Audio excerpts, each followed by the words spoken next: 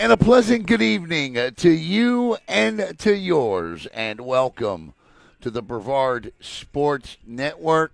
In the words of the immortal Brent Musburger, you are looking live at DC Roofing Stadium Field, where tonight the unbeaten and unscored upon East Coast Sharks host the Orlando Jets. Good evening, everybody.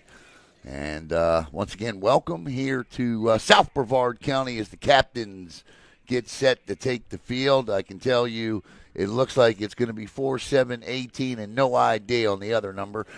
D. Sampson Nath, or D. Sampson, because okay. So let me separate athlete now. D. Sampson is number 4. Number 7 is Donta Purdue.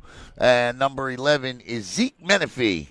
And if it is indeed number 20, like I believe it is, that's Paris Hennington. I do not know who the captains for the Sharks are. The Sharks will be in their home grays with the red trim. The Jets will be in black with green numbers and neon orange trim. The scoreboard. I was getting a little worried there because the scoreboard was not on, and I know Mr. Dufresne's over there probably working that. He's in that press box. I will miss talking to Mr. Dufresne this year. All of the Sharks' home games in 2026 will be right here at DC Roofing Stadium, home of the Palm Bay Pirates and Florida Tech Panthers. Eastern Florida State has their own facility. So it's 1-7-9 and 52 for the Sharks. That is Keyshawn Cooper. 7 is Shane Doran. 9 is Messina Gay. And 52 is Nate Yankee. And it looks like, even after watching the coin toss, I have no idea who won it. And if you're watching for the first time, you're probably thinking, well, sir, what do you know? Well, I can tell you this. The Jets are 1-1, and the Sharks are 2-0. The Sharks' offense has scored 30-plus points in each of the last 2 weeks. Their defense has shut out their last 2 opponents, so they come in, that's right, unscored on. As far as the Jets are concerned, they played the I don't even know what that means. They played the Knights of Central Florida, 8-0, and then they played the Palm Beach Capos. Looks like that may have been a forfeit. So they're 1-1. In terms of points scored, yeah. The Sharks have scored, well, it says 58, but that's not right because they scored. It was 30-0 the first week, and last week they put up, I think it was 35 last week. And the Jets will get set to kick off here. 2 guys back deep. And I want to thank Palm Bay Athletic Director Brian Crowley and his great staff here for coming in on a Saturday night. I got here for the first time since high school football. I've never done an event where I got here and the press box was open, but all of it was done tonight. So thank you, Brian Crowley. Gentleman just had to come over and unlock a gate for me. And we are underway here on a Saturday night, and Sharks fumble the ball and just barely pick it up. And that's where they'll start, 1st and 10 at their own 21-yard line. Quarterback is former Space Coast Viper Christian Burt. Offensive coordinators, former Adult Football League standout Matt Parsons. I believe it's Burt. Yep, Christian Burt counts him up, and we get ready to go. Yep, the scoreboard's not working. That's great. They play 15-minute quarter, so obviously the time is now going to be kept on the field.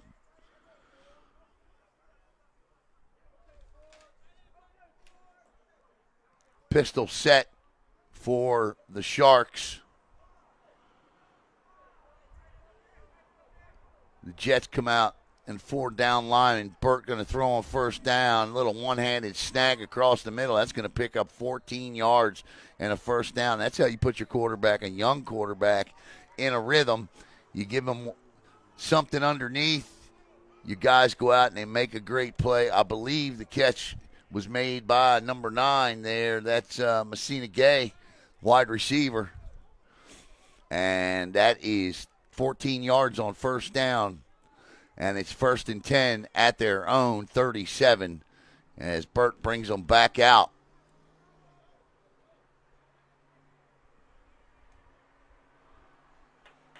Pistol set again. 2 wide receivers, 2 tight ends. The give is to the running back. He cuts back through. Pickup of 1 if he's lucky. Good job by that Jets interior. Ball carrier that time was Javius Mason, number 0. 2nd and 9. I believe the tackle was made by Talon Whites.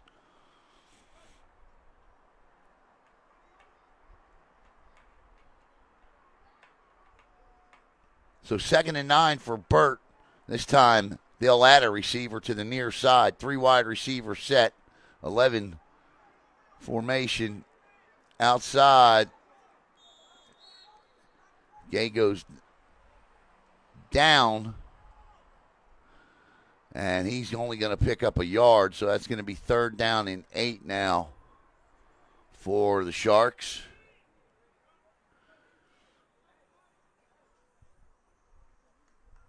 It's either 9 or 8. And if I know it's not Grady Pizarro.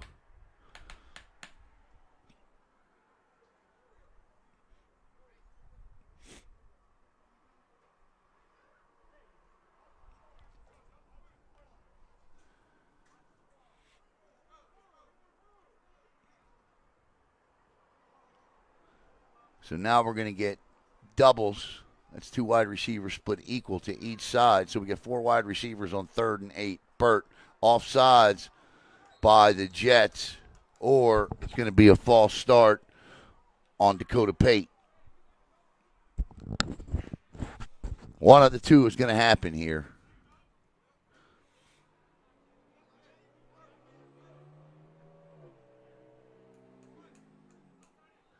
Did the defender make him move, or did the offender make the defender jump?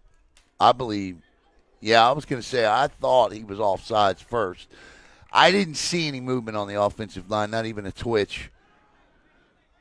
So that's going to make it 3rd and 3 now, so a far more manageable situation for the Sharks.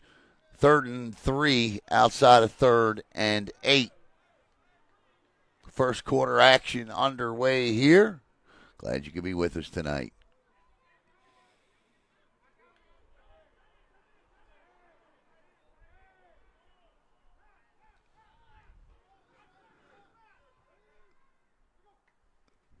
Burt drops back. The southpaw. He had him. He threw all the way back across the field. We got a flag on the far side. That's going to be a false start against, or illegal motion, some kind of motion penalty against the Sharks. That'll be declined and bring up 4th and 3.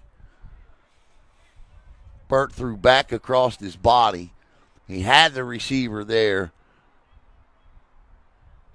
It's a 30-yard pass, but because 50 yards, because of the angle, he threw back across the field, and it fell short. So now it's 4th and 3 here.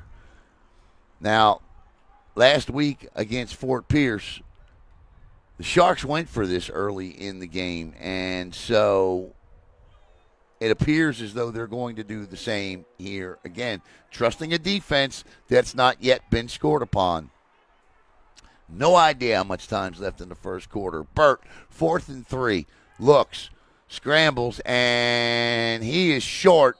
And the Jets have stopped Christian Burt and the East Coast Sharks as the Jets defense flies in and makes a big play there. Looked like number 8, Kieran Watkins. You tell me if you can read those numbers.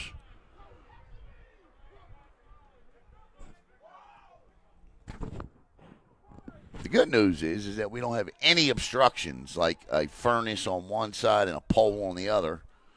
1st and 10, ball now, great field position for Orlando at the East Coast Shark 46-yard line.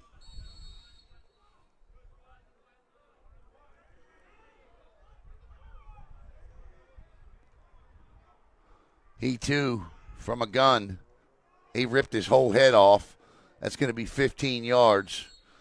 There's not much you can deny when you're standing there with the man's helmet in your hand by the face mask. So that'll be 15 yards, and it'll be 1st and 10 for the Jets. At the Shark 31. Yeah, I mean, there's just no crying innocent there. I didn't do it. I didn't do it.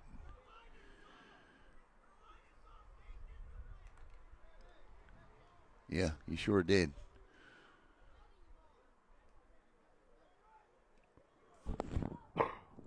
Excuse me, ball's actually placed at the 32.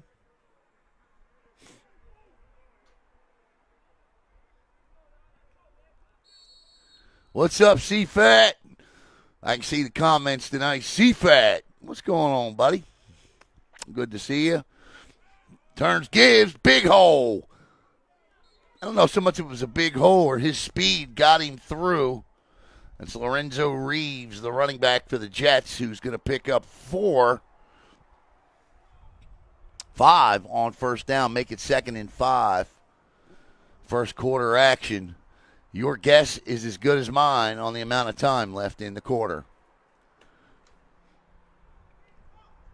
And with a face mask and a 4-yard run, Orlando with outstanding field position on their first possession of the game.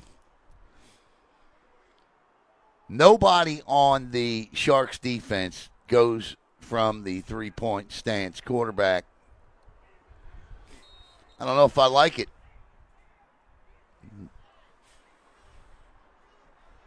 You've heard the pros and the cons, 2 and 4, both. I'm more of a put your fingers in the dirt.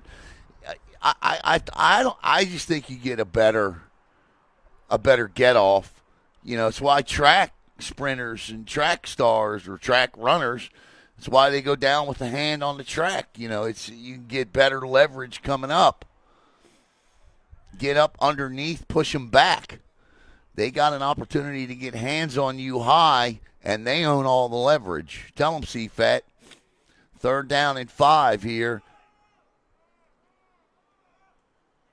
And that is, again, number 22, Lorenzo Reeves. And that was 3rd down. This is 4th. This is obviously go for it situation here. I don't know. I don't know if I dig that or not. I think if I was at DC, I'd have to tell them guys, at least my interiors, get your hands in the dirt. But I can always ask Aiden Veit, the DC. Head coach is Scott Veit.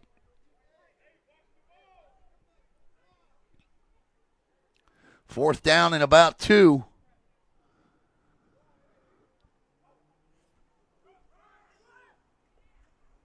And oh my goodness, they're going to mark him short.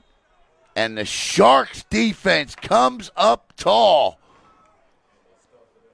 Literally. As they stop Orlando on 4th and 2. And the Sharks will take back over on downs here.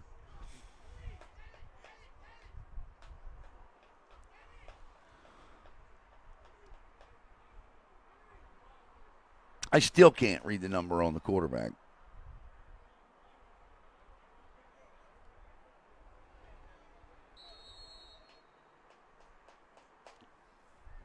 Christian Burt comes back out. 1st and 10 now. The Sharks will take over from their own 23-yard line. Burt with a back behind him. This is a quarterback keeper. It goes nowhere. There goes another helmet ripped off. As heads are flying here early at DC Roofing Stadium.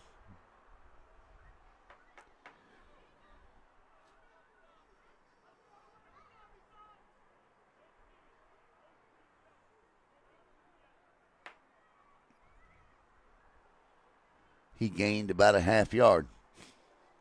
So obviously you already know that it looks like this is going to be a situation tonight for either one of these two teams. Somebody's going to have to come up with a big play because it doesn't look like there's going to be any sustained drives. I think we're going to get a delay of game here, and that's going to back the Sharks up 5 yards. Yep.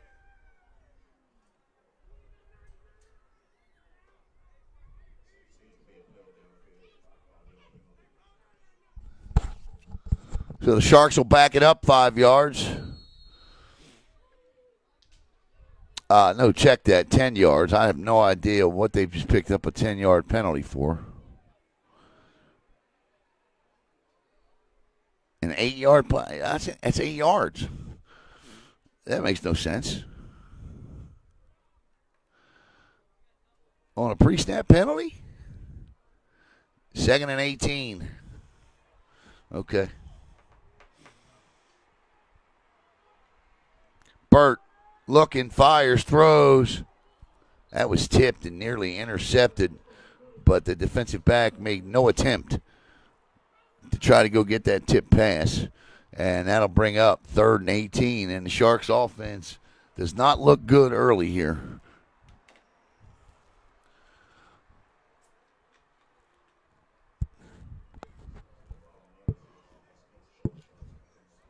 But it's early. They heated up last week late. Got going.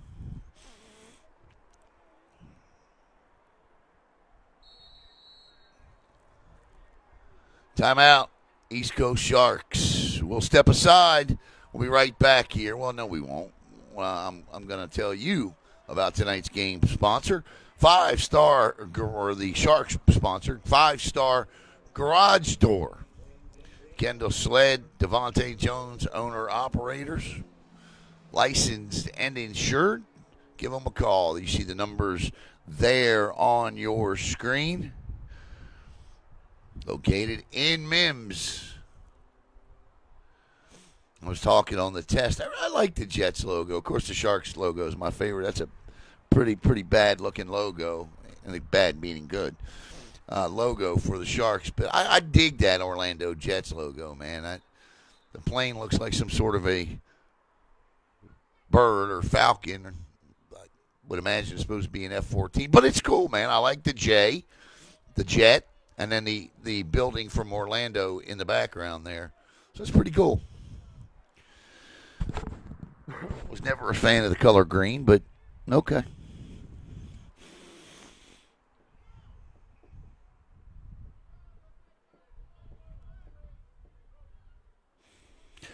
So big 3rd down here for the Sharks.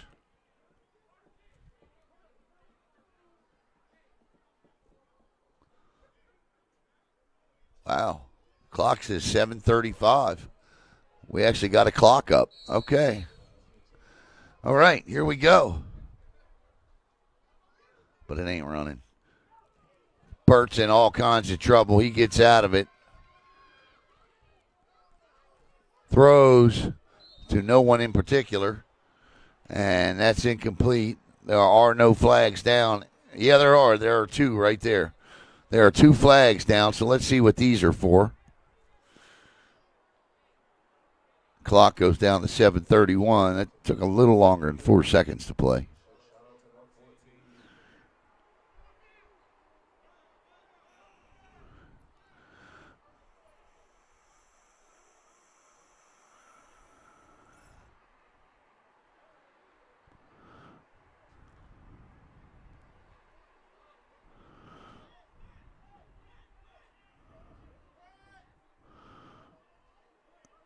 I don't know what he called, but it's all against the Sharks. So it's going to bring up fourth and forever. And now they're going to have to punt.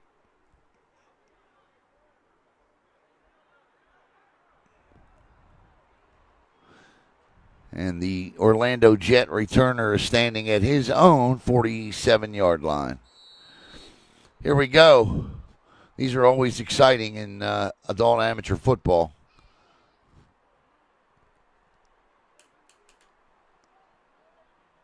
And see what I mean? Blocked by the Jets. And the Jets, that's on the punter. You got to get he just took entirely too long to get that football off. And with 7:23 to play in the first quarter, the Jets with a blocked punt. And they'll be in the 5-star garage door red zone here. Great job by the Jets. And it's first and goal to go at about the 8.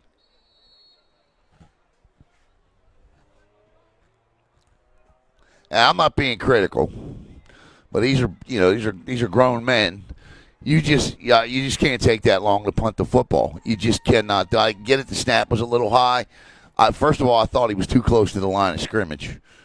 I thought he needed to be back at least another yard and a half. And you got to be able to catch that ball, even if the snap is high like that, and drop it. And the Sharks will keep him to about a 3-yard gain. It'll be second and goal from about the 4.5. 7:15 to play in the opening quarter, and the Orlando Jets trying to capitalize on a blocked punt.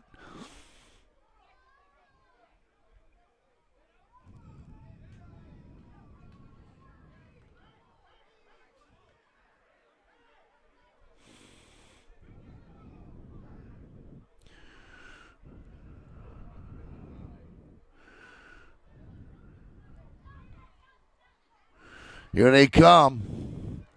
And they won't get in that time either. And that's going to bring up third and goal.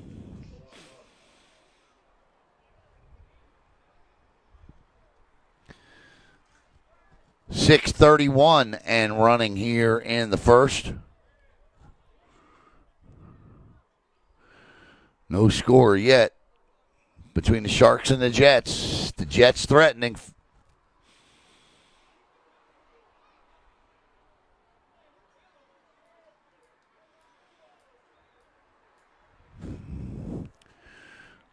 Donta Purdue finally saw the number on the quarterback, number 7.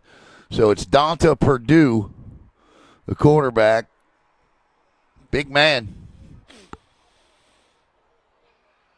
I don't think we've seen them attempt a pass yet, have we? We will now. Purdue throws, and that ball had no shot. Fourth down. So I don't see any kicking unit running on. So it appears as though we are going to have a fourth and goal try here. Donta Purdue back out here, and yeah, that's exactly what's coming up here.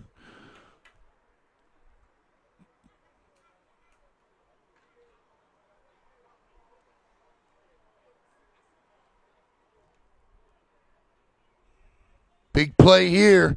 Can the Sharks defense hold? Purdue looks, fires, throws off the hands of the intended receiver. And the East Coast Sharks still have not been scored on this year.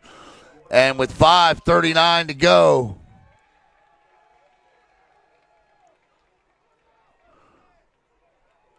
the offense takes the field after holding on fourth and goal from about the 4.5.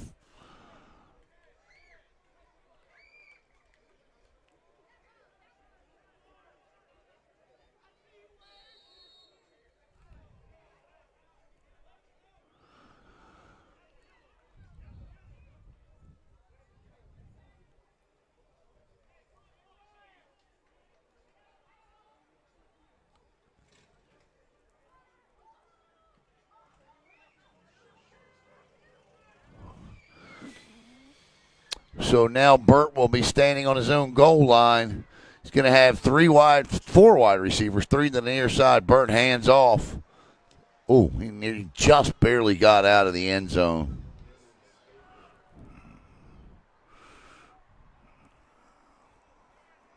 They got to get some breathing room here, because they get a punt blocked here and it's points.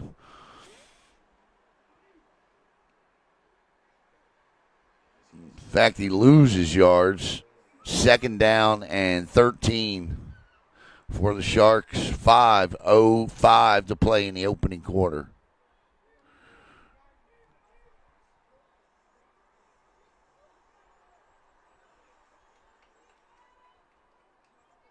Certainly the Jets winning the battle of field position. Throws. Oh, nice pitch and catch across the middle on the left side of your screen. Ball hauled in by number 11, Jairus Kelly. And that's a 1st down for the Sharks. And it was badly needed, because while the shadows of the goalposts are still somewhat on their backs, they are a lot smaller now than they were a moment ago. 2nd complete pass of the game for Burt. 1st and 10 from the Sharks on their own 15. 4:17 to play in the opening quarter.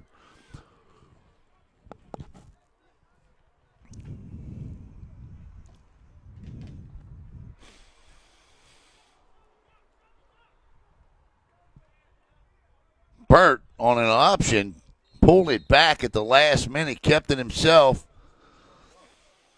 and picks up maybe a yard. 2nd, maybe. Yeah, he does. 2nd and 9.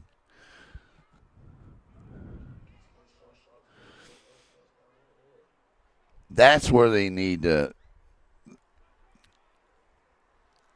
pull that back and hit something across the middle real quick. But it's got to be fast, though, in terms of a pass. You got to pull that back, and your tight end or whomever, you're coming out of the slot there, it's got to be quick to get across the middle. And he will pick up nothing. And it'll be 3rd and 9. What is Jets defense playing well here tonight? 3 minutes to go and a quick moving 1st.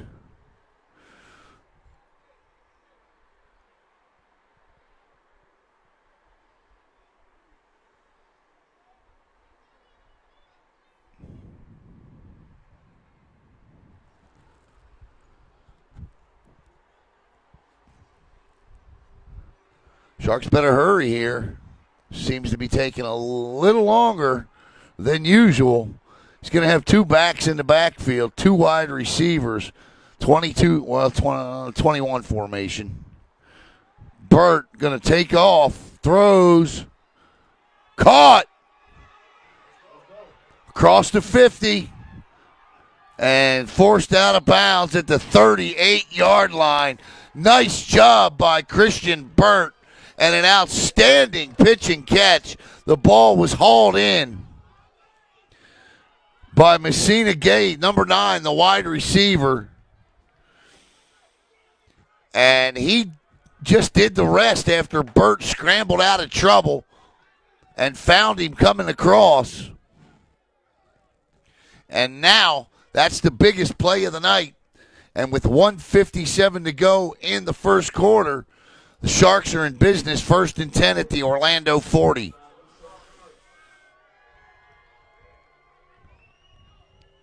$40 yards on the dot. Burt on a design keeper. And again, the design keeper picks up a yard.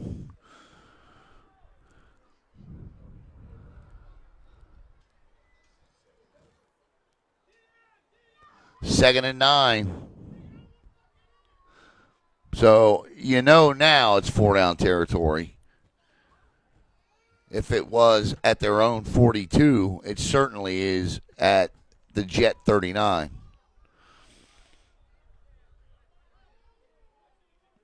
Second and 9 for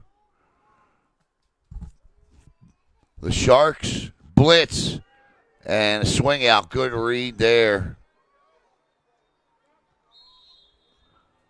as Mason with the catch, and Mason will pick up 2, 3rd and 7 now. Under a minute to play, 40 seconds. The Sharks are going to have to snap this thing one more time. We'll change sides and start the second quarter coming up here in a minute.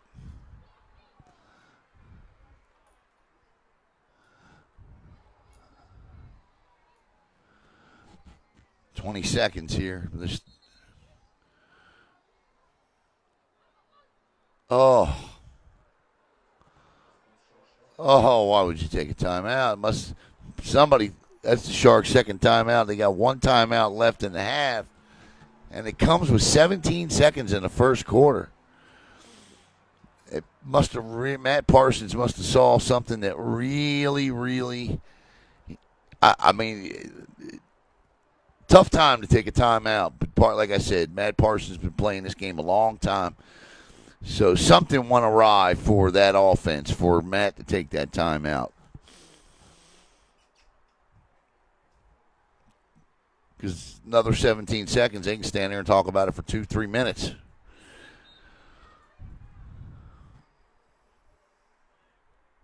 So he must have wanted it now here on 3rd down. Which makes sense. Maybe he doesn't take that timeout if it's 2nd down.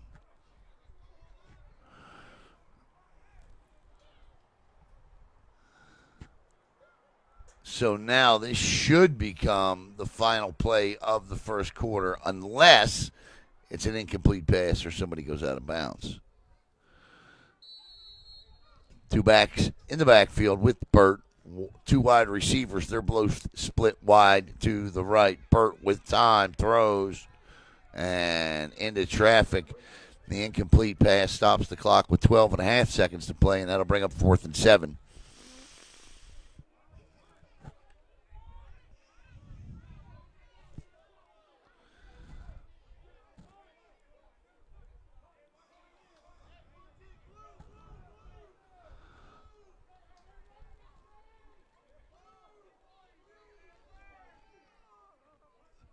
Fourth down and 7 here. Both teams have combined 0 for 2 tonight on 4th.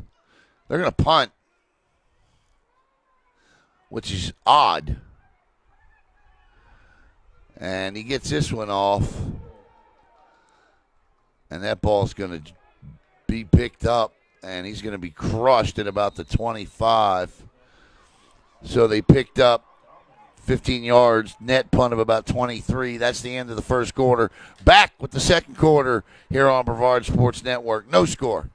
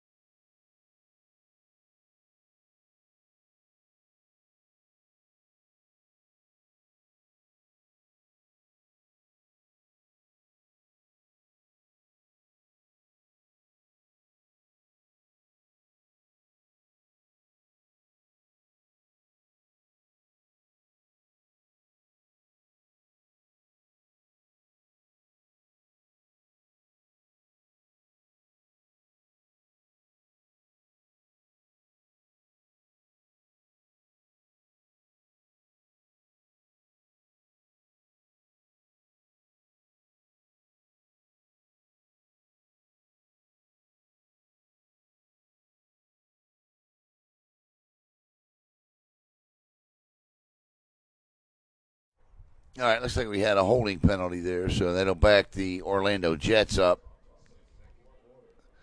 to start the second quarter. 1st and 10 at their own 18. Purdue, the quarterback. looks to throw. Wide open underneath. Nice pitch and catch. Gain of 8, 2nd and 2.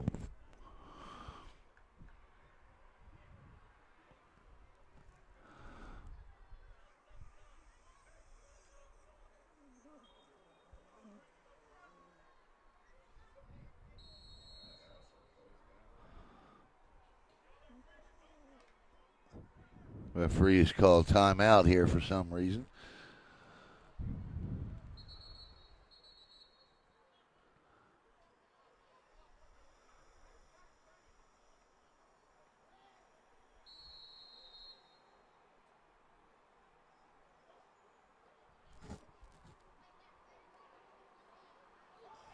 He gets out, slides right, looking, throws.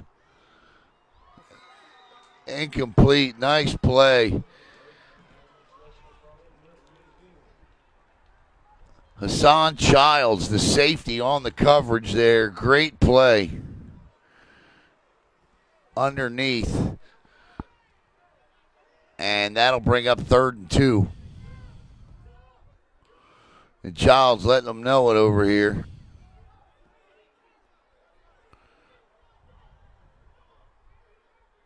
Childs telling them where to go in Brevard County and the discounts for children in the area and who's the best at coverage.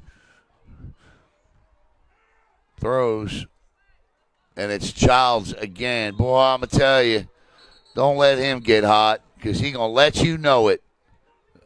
Look at him. He's going to turn around here and talk to the sideline again unless the referee warned him. Get him. There he goes. There he goes. Flag down, though. Holding against the Jets. So they'll back them up 10 yards, and we'll redo 3rd down. So now the quarter streak to start the year is 9 for the Sharks. They have not been scored on in the first 9 quarters and 135 minutes to start. 3rd down and 12 here. The holding penalty changes everything. Donta Purdue drops back, looks. He's got a good arm. Lets that thing fly. Caught! Great job. And the referee says incomplete. He was out of bounds. So he was out of bounds. And that brings up 4th and 2. Yeah, he was. I watched I'm about 15 seconds behind. That's a good throw, good catch.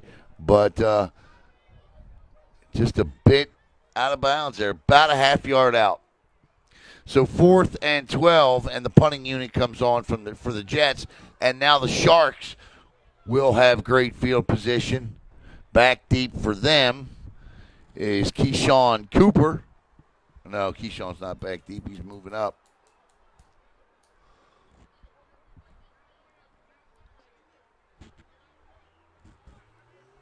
Oh, there he is. I'm like, where is the punter standing?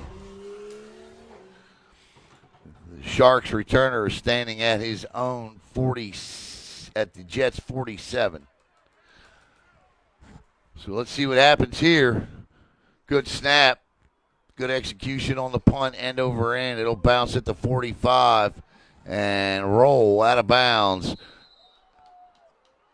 at the 44-yard line of the East Coast Sharks, and that's where Christian Burt and company will start. Second quarter action here, no score.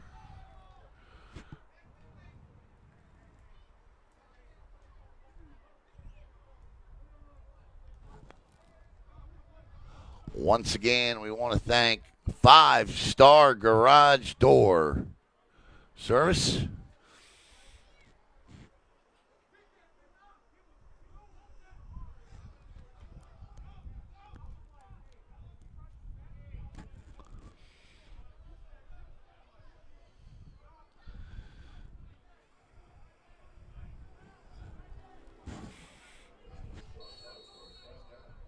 All right, 1st and 10. They'll say it went out at the 45. Yeah, no, 44. Turns, gives. No, Burt keeps himself. And Burt's going to pick up 3 is where the official's going to mark it. So actually he's going to give him 2. 2nd and 7. 2nd and 8. 2-yard gain.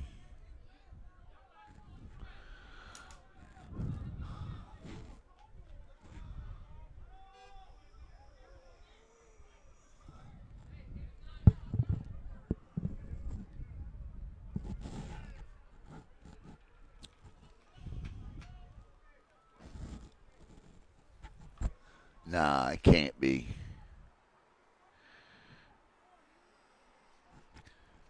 Caleb, if you're watching, you're not going to believe who's down on the sidelines for the Orlando Jets. I'm going to show them to you in a minute. Gives a little cut back there, still on his feet. Good gain, but that'll bring up 3rd down and 5. Okay, so see the guy with the essentially the American flag bandana there. That is Whitey Whiteman. Whitey, I think, is in his 60s, and he still laces them up every Saturday night. And God bless Whitey, man. Whitey Whiteman. Saw him for years with the Space Coast Tar Heels, the East Coast Sharks. He is a fixture in this area with adult football. Throws. Yeah, that had no shot. He threw. There is 1, 2, 3, 4, 5 defenders. And lucky they didn't get a flag there for a defenseless receiver, but that'll bring up 4th down and 5. And I think they're going to talk about this because I think it was a hit by a defenseless receiver. It looked like the textbook definition of the rule, but we'll see. I'm okay either way because I like the toughness in the game, but I could see where if they did call it, no, they will not. So, oh, no, they are going to call it. Yeah, they did call it. So 15 yards, they're going to call it a hit to the head. So 15 yards, yeah, I mean, it was. I wouldn't have been upset if they didn't call it.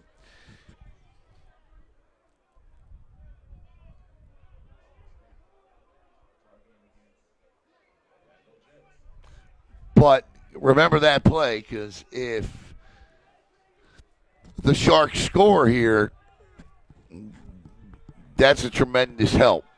1st and 10 now, the ball at the Orlando 35.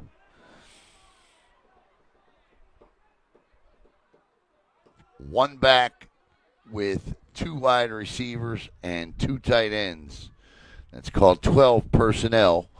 One running back and 2 tight ends. So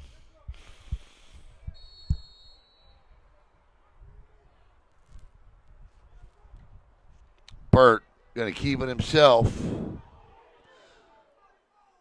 And there's another flag. And that's going to come back 10 yards. And now it's going to be 1st and 20.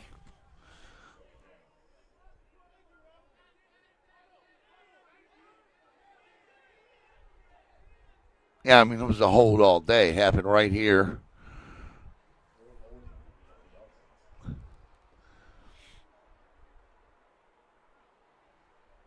I'm not sure what the Orlando coach is upset about. The head coach for the Orlando Jets is Ron Scarlatta. Coach Scarlatta.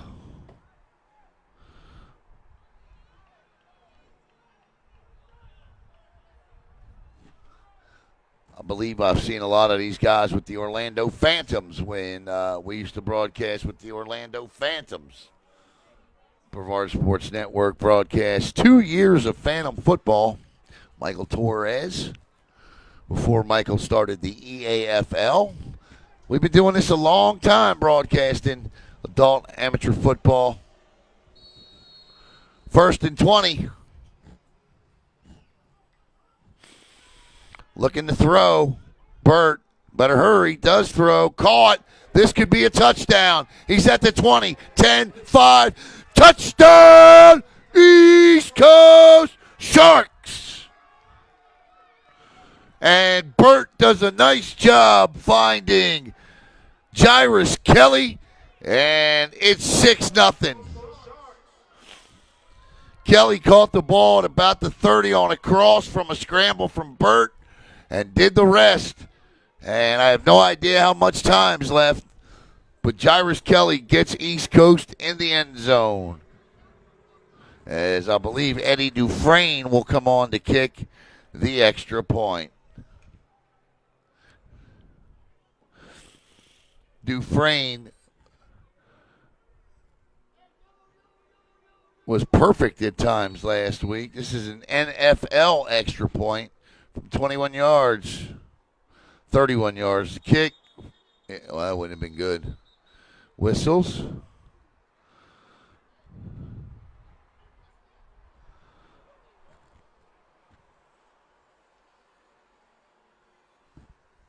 Nice play there. Good yak. Good yak by Jairus Kelly. For you younger folks, that's yards after the catch. That's how John Madden used to say it. Yak. Pat, let me tell you, you got a lot of yak on that play. And if you're not familiar with the term yak, it's yards after the catch. So they're going to move them 10 yards up. Wow. That was a 10-yard penalty against Orlando. That makes a big difference on the extra point. Snap good, hold good, kick is no shot. And so the East Coast Sharks strike first here in the second quarter. And they lead it 6-0.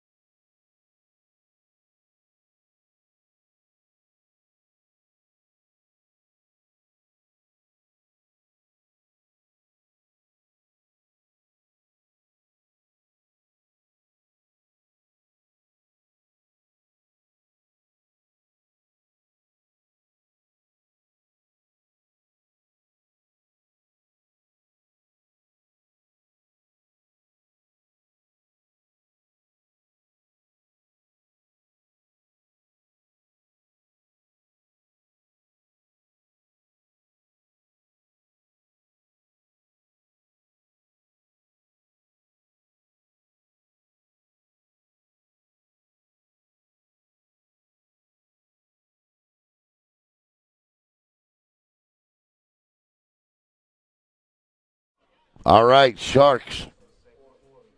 Back to kick here. Again, I don't know how much time is left to play in the half.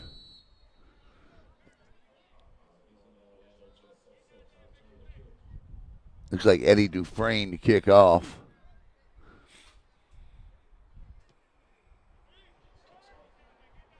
Ball drops way short. And Orlando will start with good field position. 1st and 10 at their own 46 or 47 pending on the mark.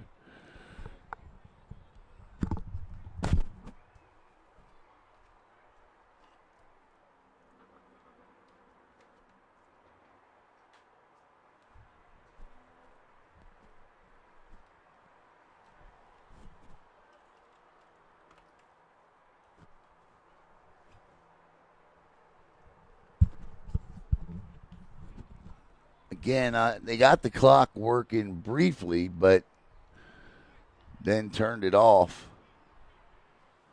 Or just stopped working. I don't know which. Dante Perdue back out.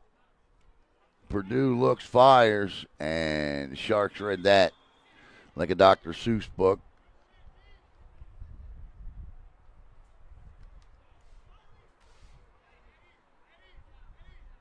Hassan Childs giving it to him again.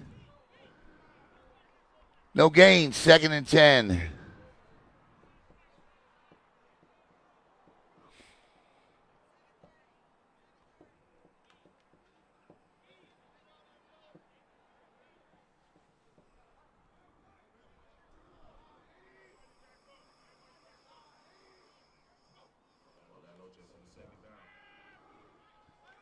Rolls out, slides right, dumps it off. First down. Nice play.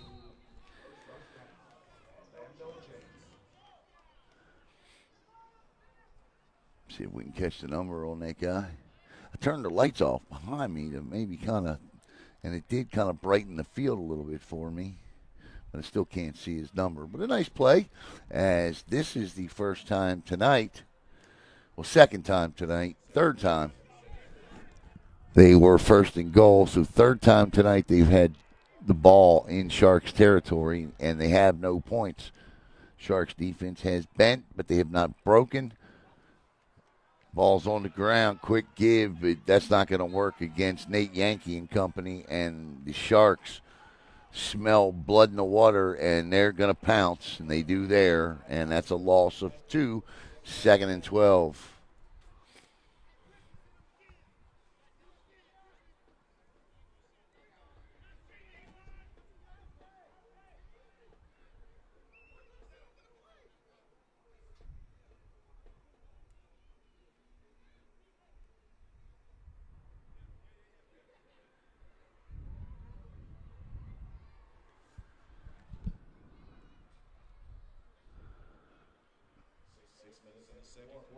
Six minutes to play, I heard, in the second quarter. We got whistles. Timeout, Orlando. All right, we'll step aside and be right back here on Brevard Sports Network.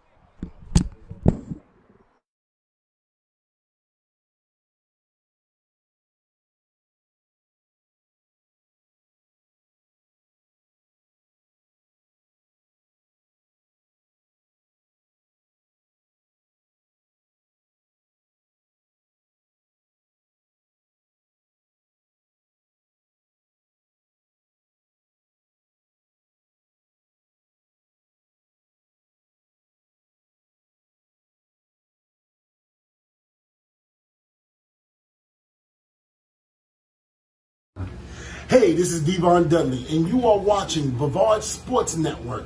Oh, my brother, testify. Holy Trinity Cheerleaders love Brevard Sports Network!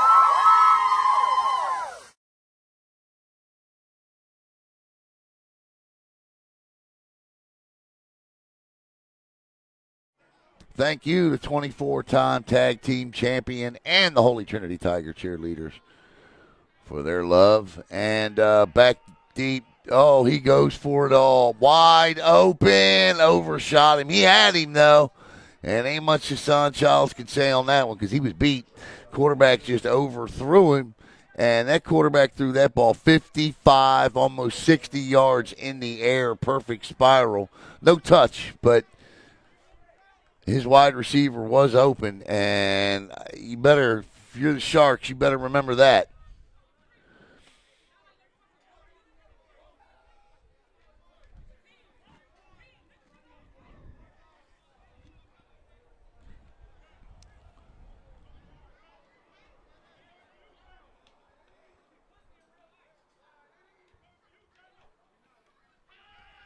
Purdue looking. Shoe flies off. Block here. Purdue scrambling. Throws. Caught! Caught! What a play. Absolute great play by this guy right here. Turn around, man, so we can. Number 11. Zeke Menifee, the wide receiver, went up and mossed somebody there. And now it's first and goal to go again for the second time in the game. They didn't score the first time, but first and goal to go from the 7. Great play by Zeke Menifee. So Orlando starting to open up the offense with the long ball here on this drive, which Purdue can chuck it. He can definitely chuck it.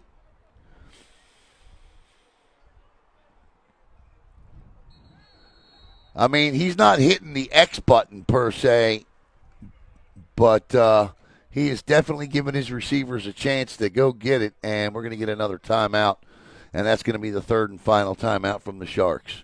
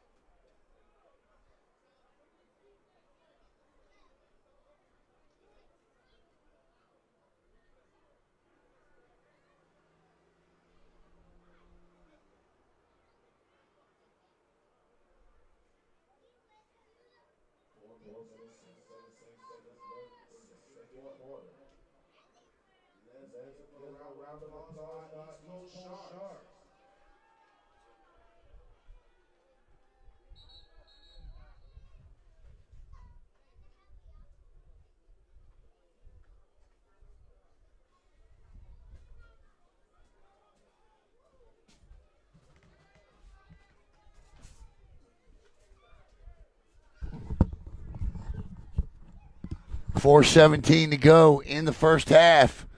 And now it's first and goal to go from the.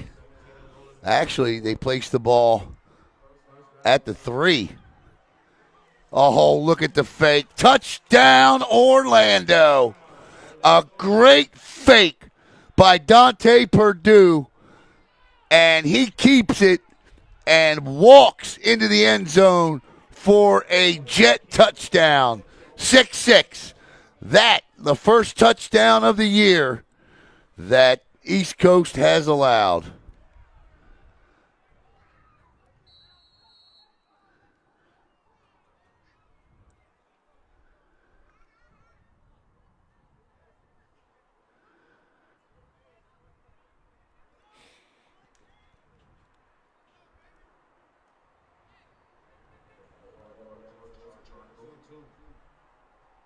You're going to go for 2 here.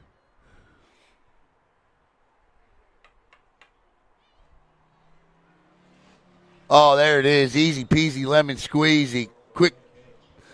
I don't know what Dante Perdue did when he came over to the sidelines after the last drive, but he found his passing arm, and with about 4 minutes to play, it's 8-6 Jets on top. Holy Trinity Cheerleaders love.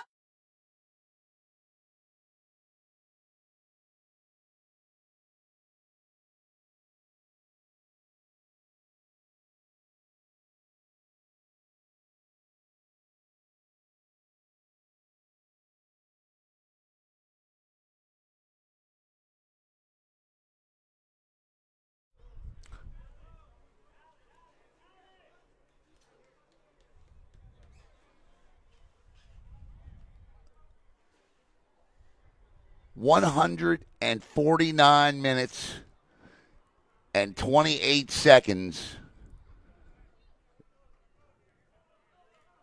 That's how long the Sharks defense has gone to start the season without allowing a touchdown. That streak is over as the Orlando Jets march down the field, thanks in part to some big offensive, big passing plays from the offense, and they now lead it 8-6 with 4:28 to play in the first half.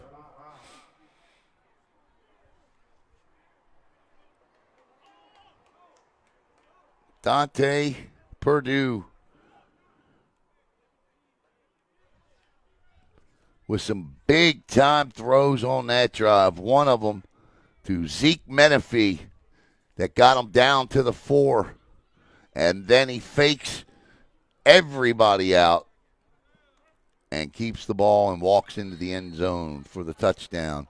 Now, can Christian Burt answer with a little over 4 minutes to play in the half? 1st and 10. Straight up the middle. It's a gain of about 3, 2nd and 7. And we got a player injured on the turf. He's up to his knees. He's up to his feet. He's up, but he's got to come out.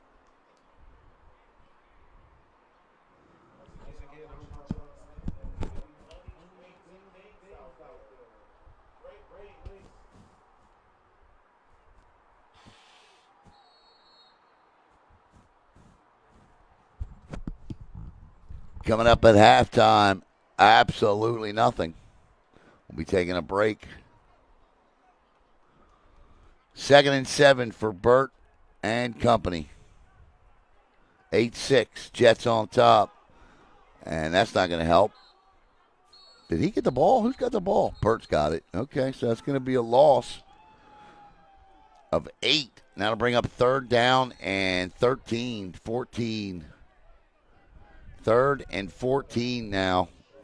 And the Sharks have no timeouts. The Jets with 2. 2:27 to play. We'll stop for the 2-minute warning. The ref says wind the clock. We may not get to the 2-minute warning. We may not get another playoff without the 2-minute warning.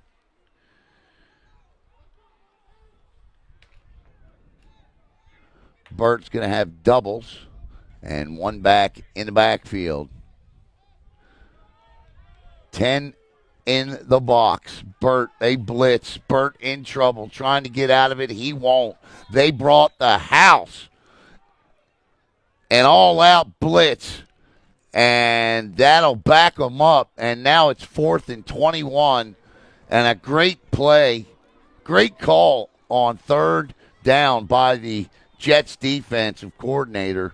Let's get his name and give him some flowers here.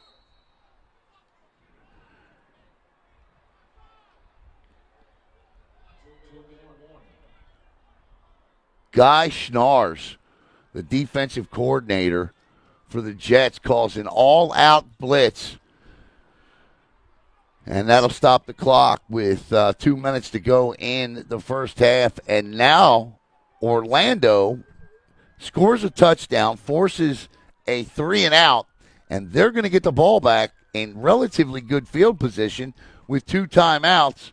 And Donta Purdue feeling pretty good about that arm.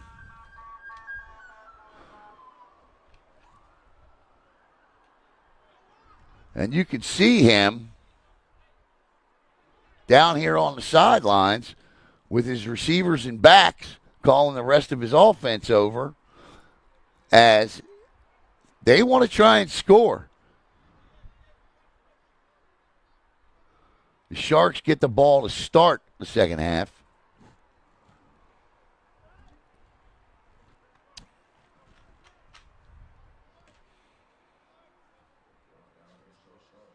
You're watching Saturday Night Lights here on BSN. UFL action. 4th and 21. Yeah, it's going to be 4th and 26 now.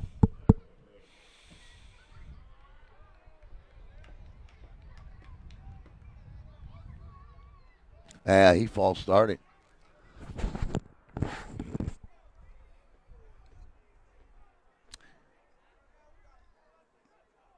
Yep. Or they're actually going to call it against the Jets. Wow. Wow, okay. So they called offsides on that. Now, the other thing, too, is the wind is blowing directly into the punter's face. The flag was pointing straight out, headed to the north, so he's punting right into the wind, too, and he gets it off, and it catches that breeze, and it knocks it down. It's a good punt, but you could definitely see where the breeze caught it, knocked it down. And it'll be 1st and 10 for the Jets from their own 37.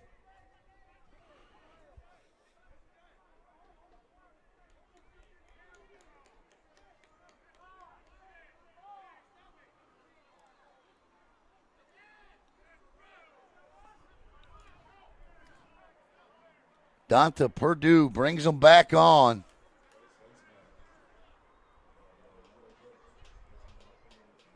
Well, they got another penalty here, so it's going to be 15 against the Sharks for a face masking penalty, and Orlando's going to start 1st and 10 at the Shark 47-yard line. So the White Hat calls a face mask penalty against East Coast. It must have been on by the, trying to block the gunner going down the field. It's generally... Wait a minute, what are we doing here? Personal foul, face mask against the Sharks. Okay, we know that. Oh, so they're going to make them re-kick the ball. So they're going to back them up 15 yards. So now it's 4th and 36, and the Sharks will now be punting 15 yards further back. Okay.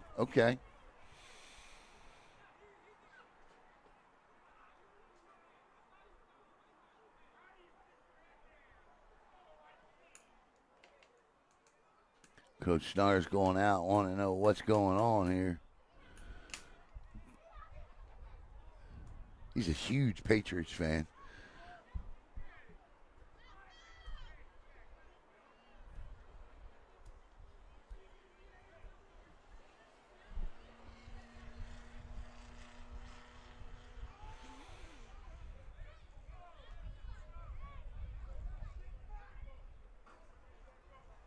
You see him out there on the field there directing traffic.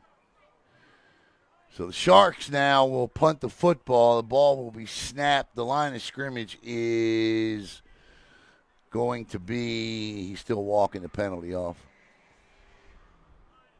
Line of scrimmage is going to be the 17. No, line of scrimmage is going to be the, wow. The line of scrimmage is going to be the 13-yard line. And he's punting from his own end zone now.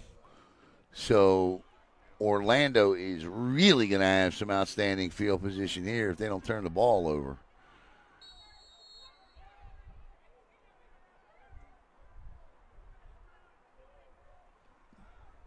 Nice job that time, but the punt does not go far.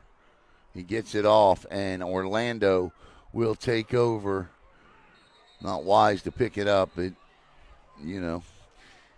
Orlando will take over 1st and 10 from the Shark 32-yard line with under 2 minutes to play in the half as Donta Purdue brings the Jets back out to go to work here. And on the last drive, he really completed some long passes.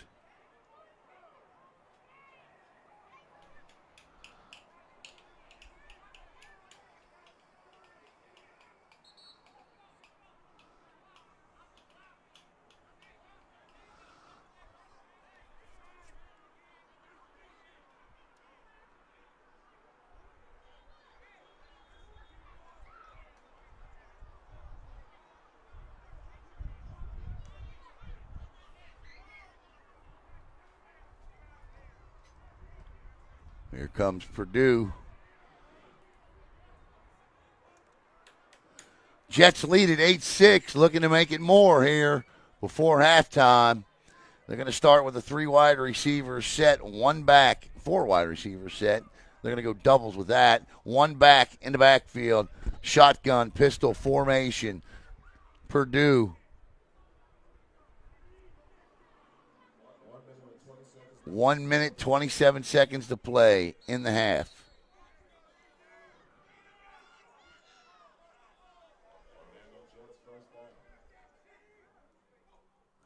Purdue drops back, looking, fires. He's going deep again. And that's going to be pass interference. And they can complain all day long, but he grabbed him. And that's going to be pass interference on Keyshawn Cooper, and that is going to be 1st and goal for the Jets if they're playing NFL rules. Yeah, I believe it is. I believe the pass interference is where the foul occurred, so it should be 1st and goal for the Jets at the 2-yard line, and it will be. In the UFL, pass interference penalties are where the foul occurred. And he grabbed him at the 2. So now with 1:20 to play, the Jets are 2 yards away from going up by 2 scores. Or I mean, they would have to get another 2-point conversion. Give. Back scoots outside. Nice job by the Sharks. They swarmed that. Jets got to hurry here. They can ill afford to take their time. And they're going to call their second timeout, and that will leave them with one.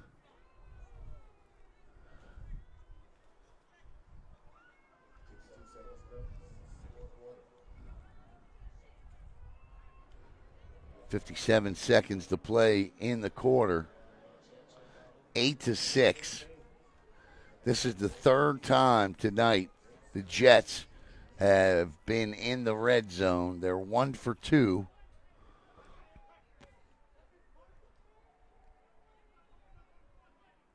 In the previous 2 trips.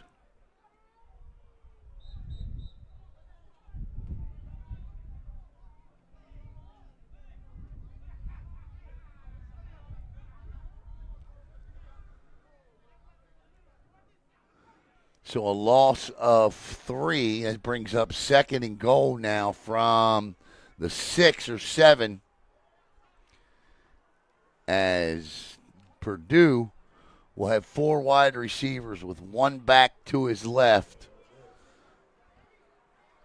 Sharks aren't going to fall for that fake again, so there's the option I think is off the board. Going to run himself, and he throws it off the soccer crossbar, and that'll bring up third down and goal. If you're a Jet fan, I don't know if you have a kicker, but it sure would be a shame to come out of this with no points. And again, I don't know if they have a kicker, but I can't imagine that Coach Schnars wouldn't. But if he did, I have a feeling we may have seen him on that their first time inside the red zone, but we did not. So now a critical third and goal with about 40 seconds to play in the half. Purdue will bring them out with 4 wide receivers again. Anything that's going to happen here, I think, needs to happen quick. A slant pass inside. And if you're going to throw the corner, you got to take 2 steps and time it. And he does. And he overshoots him. And there's another flag that flies in. We're going to see what this one is. That flag came flying in. One official called it. One official did not. Let's see what he calls. Because if it's pass interference, it's first and goal from the 1.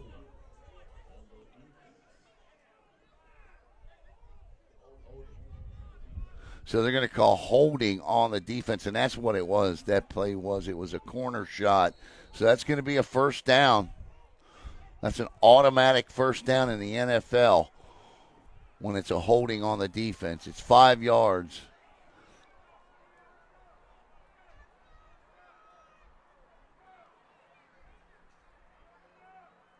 And technically,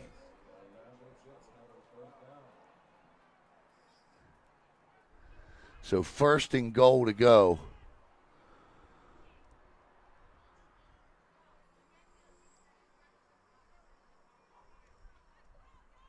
Straight up the middle like a tush push inside. Touchdown! Orlando Jets get in. As Dante Jones scores his second of the night. This one he just uses his big body to get in. And it is 14-6. With about 30 seconds to play in the half. Quick snap, too. And now they're going to go for 2. Well done by the Jets to ensure that they got in. Of course, those 2 penalties helped. Timeout, Jets here on a big 2-point play. And the reason it's big is because the Jets defense has really done a nice job tonight of shutting down the East Coast Sharks. This is a team that's come in averaging 30-plus points a game. They had 6 in the first half, and so you get this 2-point conversion, and you go up by 2 scores. If your defense can keep playing the way they did in the first half, that's anything can happen. But with the way the offense has been going in the first half for the Sharks, it feels like a long road to toe there.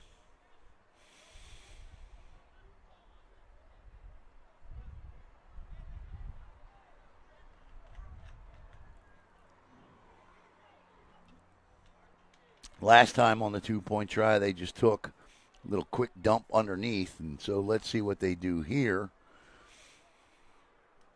I wouldn't shock me if Dante Jones once again snapped the ball quick and just followed his big offensive lineman in for the 2, but I don't know. We'll see.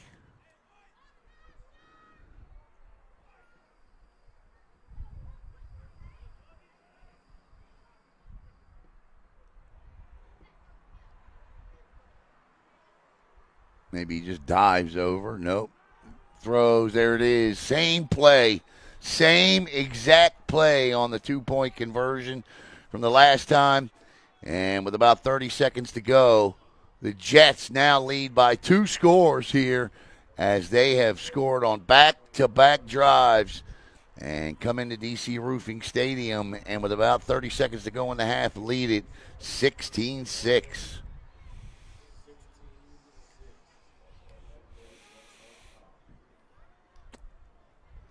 So I think if you're the Sharks here, you're going to get the ball to start the second half. You don't have any timeouts. Your offense is kind of reeling a little bit. So I think whatever you do here, you don't do anything foolish when these final 25 seconds, like try to make something out of nothing here.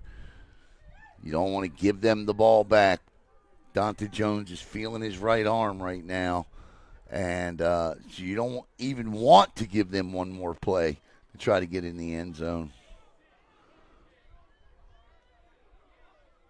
And if you're Orlando, make the tackle on this kickoff.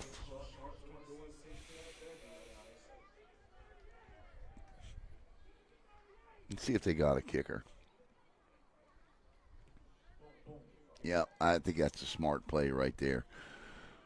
On the ground. They nearly didn't make the tackle, and he gets all the way out to the 50. He, I believe, is number 7, Shane Doran. 13 seconds left in the first half. So I'm going to flip the halftime, slip the scoreboard to the half now.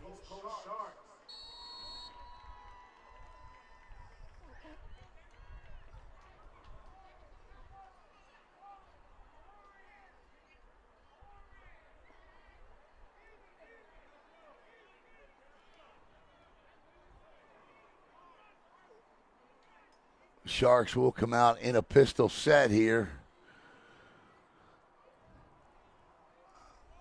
I really don't want to see them throw it, but they are.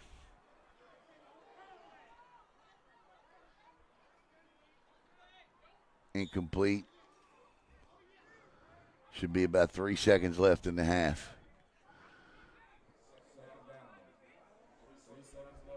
That's what it is. 3 seconds to go.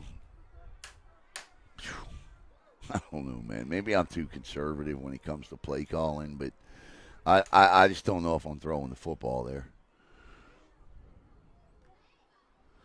I mean, if you are going to throw the ball, throw it a Hail Mary.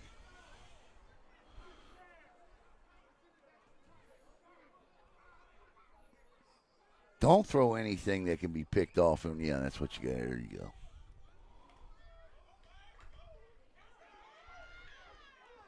There you go. Good play there to end the half, and that'll do it as long as we don't have a penalty. Because if we got a defensive penalty, the half don't end. And apparently we got a defensive penalty. So the half is not going to end. Now you take a shot in the end zone here. Let's see what the call is.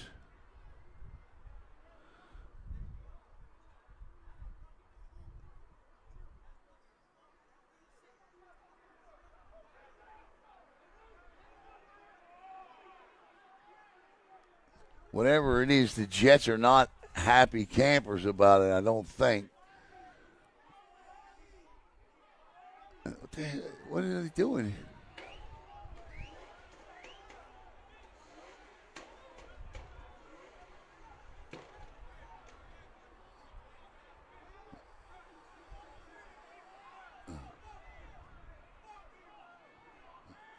Now we got all kinds of commotion out here. Sorry, I was watching.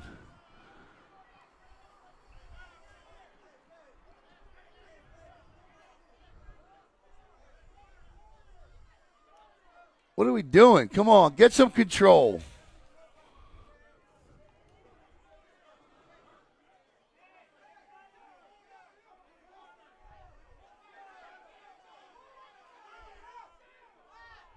They screaming at each other.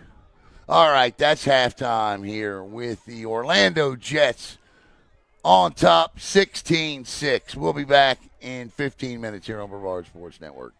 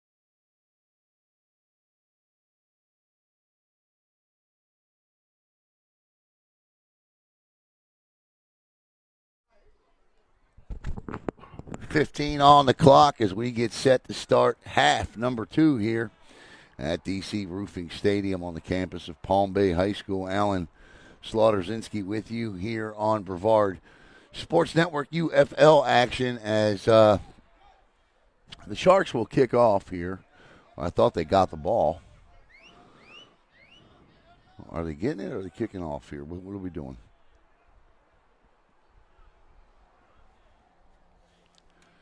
I do not know.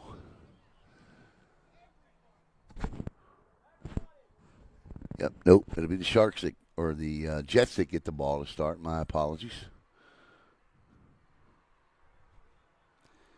Dante Perdue with 2 rushing touchdowns with 2 nice passes to set up those touchdowns. One, the benefit of a pass interference penalty. The other, a 45-yard strike down the field to the Sharks 3. That pass was completed to Zeke Menifee. And Orlando couldn't do anything to get started in this one offensively. They just couldn't get out of their own way. But then it was as if Dante Jones just went to the sidelines and found his passing arm, and all of a sudden he was throwing rainbows. And they began to score, and now they lead it by 10 here. With a fresh 15 on the clock.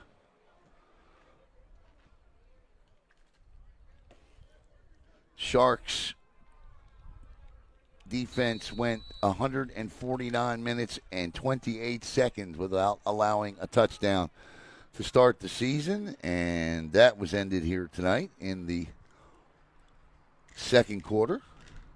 Eddie Dufresne set the kickoff, and we are underway. And Purdue, I keep saying Dante Jones. Dante Perdue, I should say, will lead them out.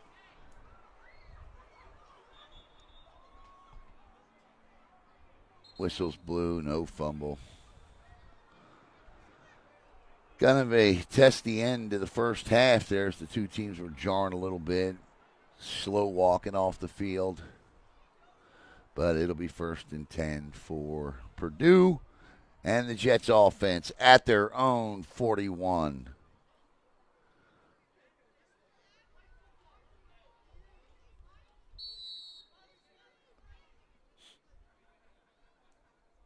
I wouldn't get conservative here. I'd keep attacking the Sharks down the field. I absolutely would keep attacking them down the field. They've either completed these passes or they've drawn penalties on them. Purdue, he's going to have a 4 wide receiver set. Turns, gives. And, yeah, he flipped him backwards. And, I mean, absolutely flipped him backwards. That was Devontae Jones, the defensive tackle for the Sharks on that one. 2nd and 8 after a gain of 2.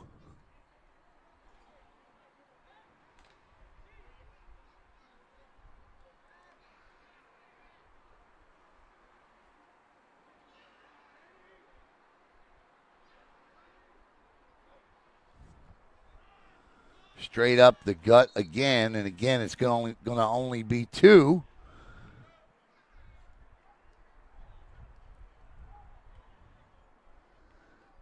And this time on the stop was, looks like 25 to me, Gabe Rybinski.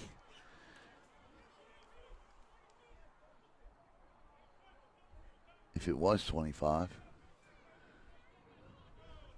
So 3rd and 6, long 7. Long 7. Purdue in all kinds of trouble, running way backwards here. He's going to have to get rid of the football or take a big loss. He just throws it up, and it falls incomplete. He's going to be drilled back at the 30, and that's going to bring up 4th down. And the Sharks force a 3-and-out to start half number 2 here, as the Jets will be forced to punt with a 10-point lead. The Jets were kind of hoping for a roughing the passer penalty, but he ran it to the limit.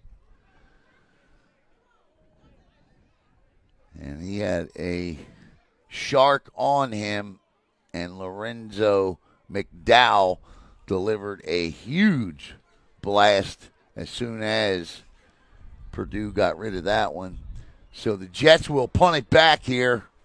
3-and-out to start the half 2, and that's precisely what the football doctor ordered for the East Coast Sharks.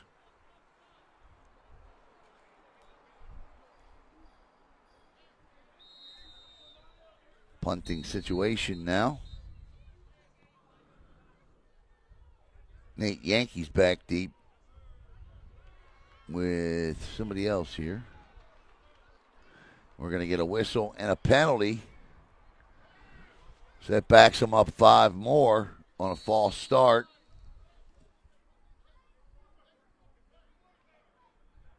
Yankee going to be the up blocker on this. Good punt with the wind. No fair catch. Slips down, ball caught and run back by Kendall Sawyer. And that is where Christian Burt and the East Coast offense, speaking of Kendall Sawyer, actually that's Kendall Sled, but Kendall Sled and Devontae Jones, 5-Star Garage Door Service, our sponsor for tonight's East Coast Sharks football game.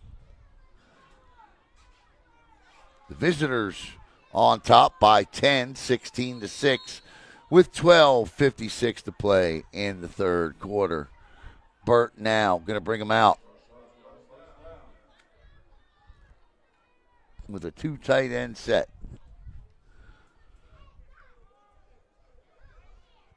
The give is to Jabias Mason, and Mason picks up, Mason picks up 4, 2nd and 6. Good start for Mason here in half number 2.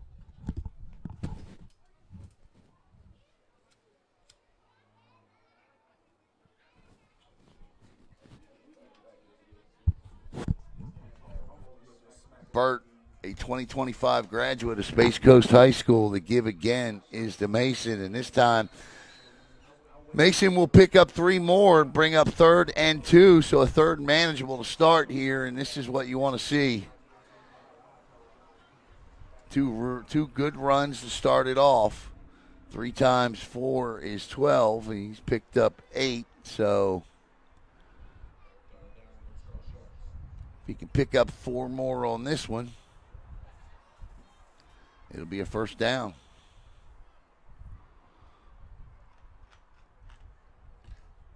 Third and 2. And the snap, and he's going to throw one down the sidelines. Incomplete. Brings up 4th and 2. Decision time. I don't think there's a decision to be made here. I think you got to punt this football. Down by 10. Plenty of time.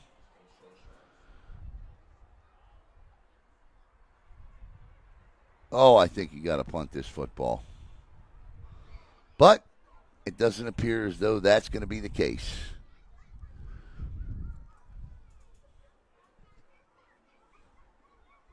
He may try and draw him off.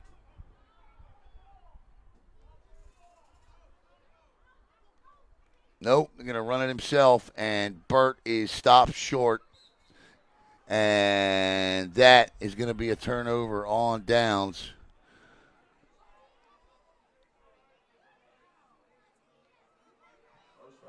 No, they're going to give him the first down. Wow, what a spot. And Burt picks it up, but barely. Gutsy call. You're a hero when it works.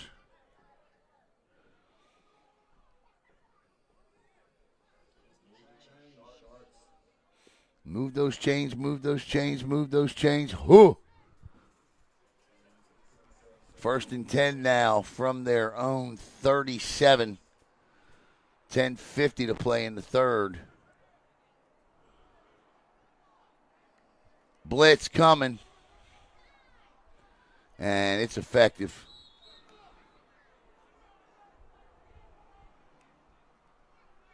Nice run blitz call.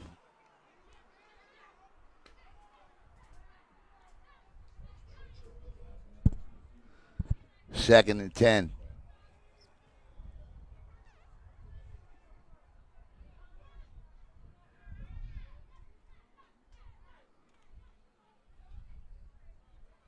Brings up what I think is normally a passing down at high school. And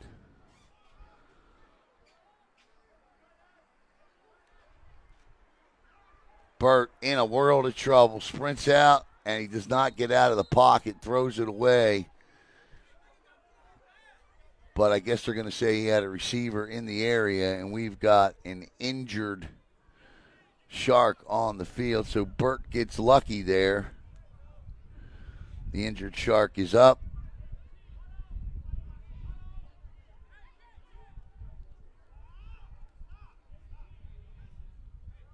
And it's 3rd and 10.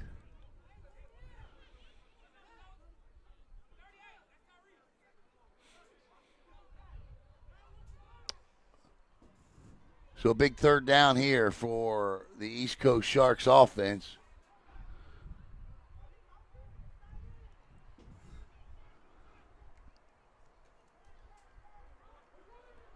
Burt trying to get out of trouble, lets it go down the field and overthrows his intended target. And that'll be 4th and 10. I think Burt's running with the football too soon. I said this last week. I'm going to say it again this week. He's a young quarterback, and I think you get a good veteran offensive coordinator like Matt Parsons who's going to work with him. And you got to get him to start stepping up into the pocket. The pocket is there. He's got to step into it and make those throws. You can't keep making them on the run, which is what Burt is doing, and it's counterproductive to the passing attack. And, you know, you had a receiver open there a couple of yards. You step up into the pocket and you lay that ball down the sidelines. You got to get rid of that ball by 3.5, 4 seconds. And that punt is nearly blocked again, and that's going to be either roughing or running into the kicker. And punting 7 yards from the line of scrimmage has its benefits. That's going to be 15, and the Sharks are going to keep the football. It's going to be 1st and 10 for the Sharks. Cross the midfield stripe. That's going to put them at about the Orlando 48. I don't agree with the call. I think that's a bad call. So it's 1st and 10, and the Sharks have 4 more downs to go to work with here.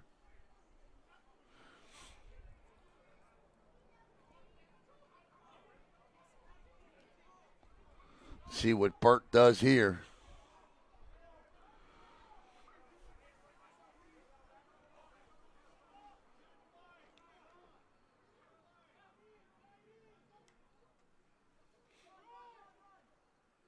Nothing doing. 2nd and 10 coming up.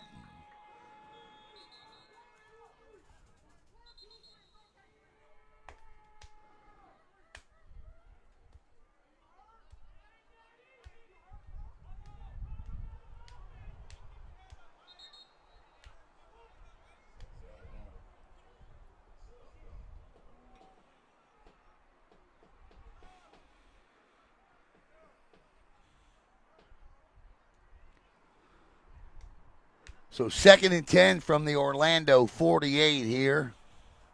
BSN Saturday Night Lights from DC Roofing Stadium in Palm Bay, the new home of the East Coast Sharks. Burt in a gun with 3 wide receivers. Blitz coming. Step up. And intercepted. My goodness gracious. What a catch. The ball is intercepted, and that'll go back to Orlando. Great job there by that guy who got 2 feet in. Nice play by him.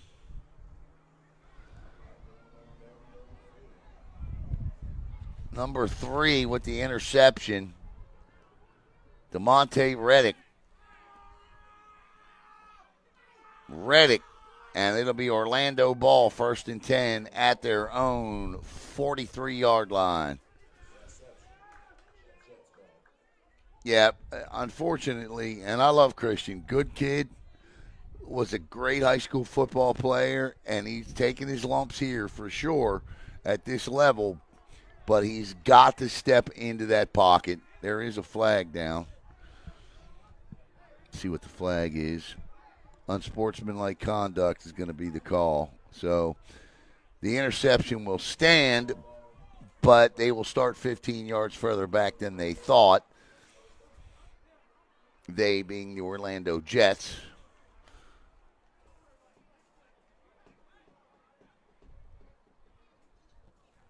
Now, and there are multitudes of ways to teach young quarterbacks to step into pockets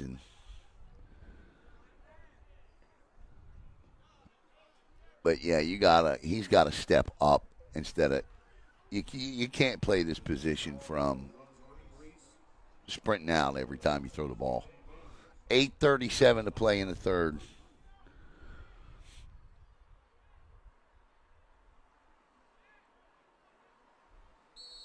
And they'll now start at their own 29, 28-yard line.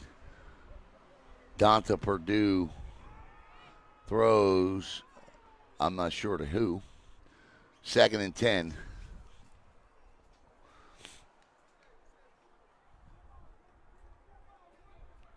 So 2nd down and 10 for the Jets.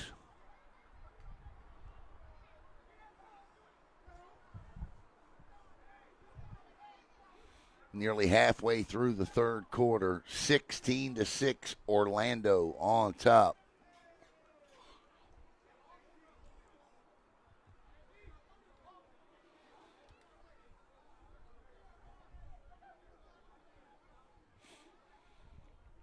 I love this press box here at DC Roofing. You can see everything develop from up here. That's why I'm able to tell you that he's got a pocket to step into. Good little run inside, and that's going to pick up 5, bringing up 3rd down and 5 for the Jets.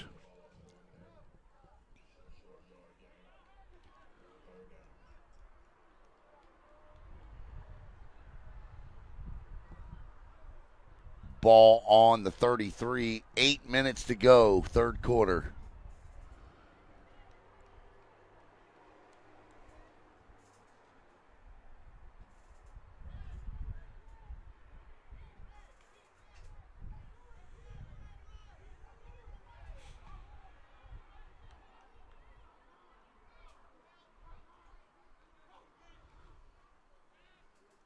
Nope.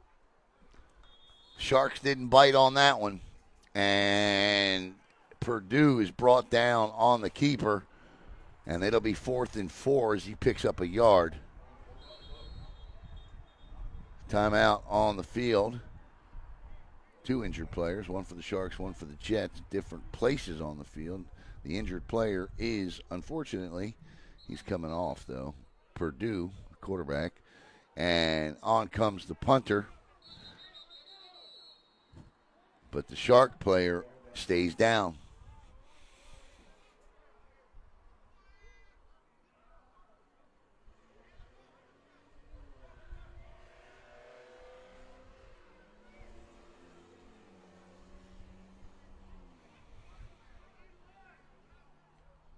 See if I can take a break here for a second. Nope, it's not going to let me. All right. Huh, that's odd.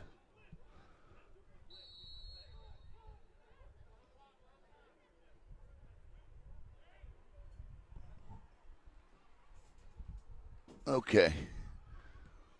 Good punt. That ball takes a great bounce for the Jets, and that's a beauty of a punt that'll roll out at the 10-yard line. 56-yard punt by the Jets, and that'll back the Sharks up as Burt and the offense will start 1st and 10 from their own 10. 7:17 to play in the third. Starting to get a little breezy out here as a flag. He definitely caught the wind on that one, but hey, you take advantage of it when you can get it, and he got it, and he took advantage of it.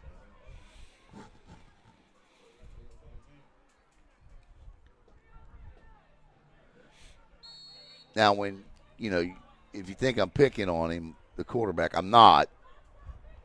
Like I said, I know him. I like him. He's a good kid. He was, like I said, a great player for Jake Owens at Space Coast. I just want to see him do well. Man, they blitzed from safety position, timed it right. They had to pick him up, screwed up the blocking up front, a loss of 6. And I tell you what, how about the game tonight called by defensive coordinator Guy Schnars? Schnars tonight dialing up some blitzes from all over the place, and his DBs, he may not have got home there, but he forced the Sharks to adjust their blocking at the last minute, forcing the loss. 2nd and 14.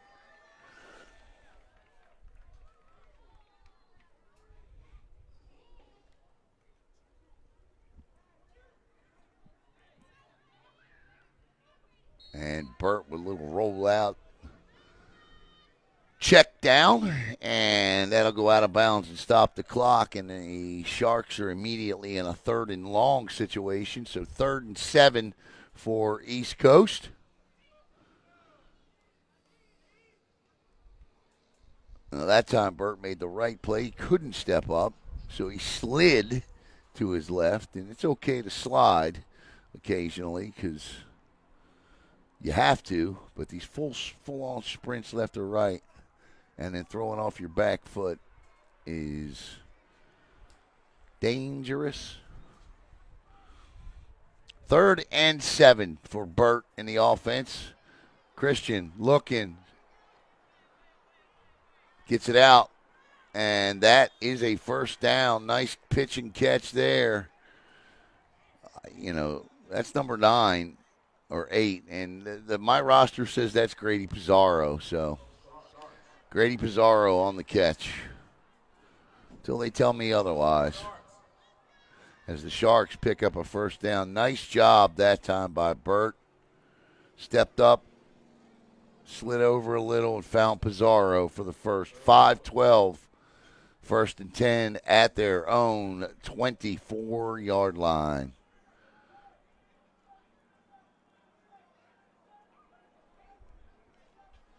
Designed keeper picks up maybe. Actually, he's going to lose about a yard, half yard, couple feet. We'll just call it 2nd and 10.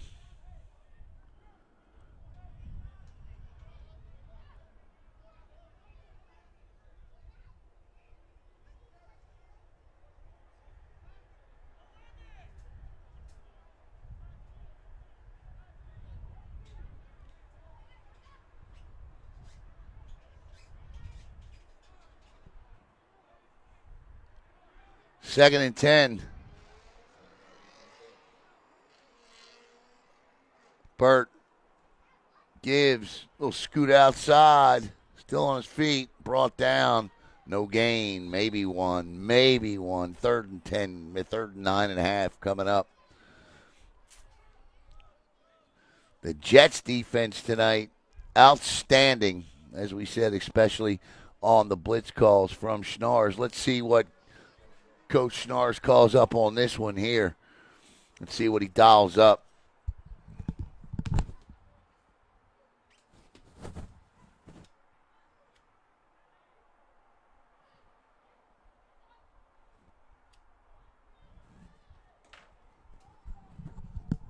Third and 9, they gave him a yard. Burt. There he comes. Sprints left. He is in a lot of trouble there. And he stepped out of bounds. That's going to be a sack. So Burt will be sacked. I don't know who's going to get credit for it. But Yeah, that's precisely what we were talking about. And the referee says, wind the clock. 3:16. And now it's running, and now it's fourth down after the sack.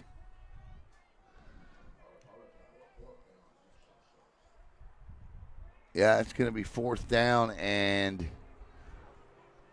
about 18.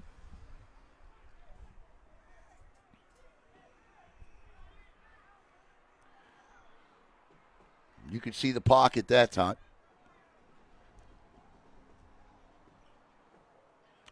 The Jets returner is standing at his own 48 as the Sharks are punting into a stiff breeze. Oh, he's going to have to kick. Oh, man. Second time tonight. One got blocked earlier. Luckily, it did not lead to a touchdown. And this one looked like he was going to try and take off with it there for a second, but then thought the better of it and put his foot on it, and it went about 8 yards. Bounced all the way out to the Sharks' 44, a punt of 11 yards, 14 yards, and Orlando takes over first and 10 at the East Coast 43 with 2:21 to play in the third. I want to say hello to everyone watching tonight.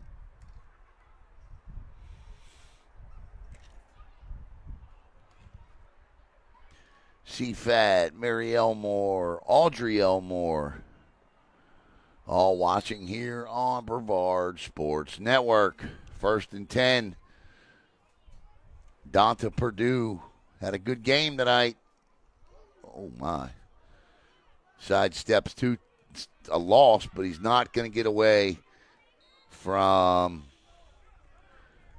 a swarming Shark defense, and that will be a loss of 3, second and 13. And Orlando's content to live in this space right here because their defense is playing well, and their offense has come on in big spurts at times in this one tonight, mainly midway through the second, towards the end of the second quarter. But we see a lot of wild things happening in adult amateur football, and so no lead is ever safe. And certainly 10 points qualifies as not a safe lead. So if you're Orlando, I get running the ball here on the road, but you still want to try to make some plays. And here goes, and that's what I'm talking about. Throws wide open. Touchdown, Orlando Jets. An easy pitch and catch. And the Jets just talking about it, and they make it happen.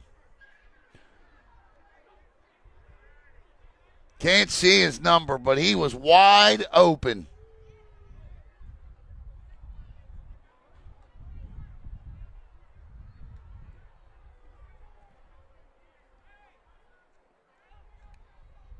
What a throw. What a catch. It's either 6 or 8. If it's number 6, it's Deion Manor. If it's number 8, it's Kieran Watkins. So it's one of those two that caught that ball. Touchdown, Jets. Great play, 22-6. And with the way the Sharks offense is playing at the moment, you'd almost have to say that could be the insurmountable dagger. Throws, got it again, same play, slant pass, 2-point conversion, good. 24-6 Sharks. We're going to step aside. We'll be right back here on Brevard Sports Network.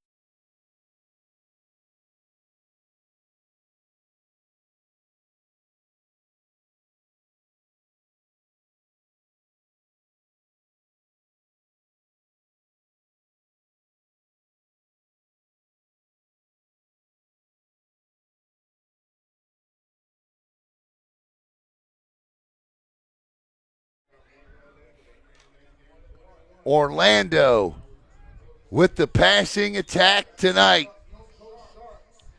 And on 2nd and 10, a big-time throw from Donta Purdue. And they lead it 24-6.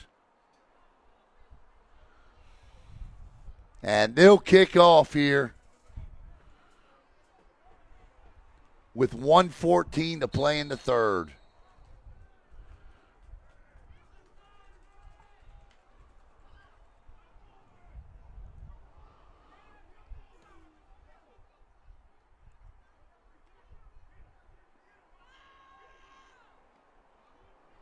All right, Sharks will take over 1st and 10 at their own 30.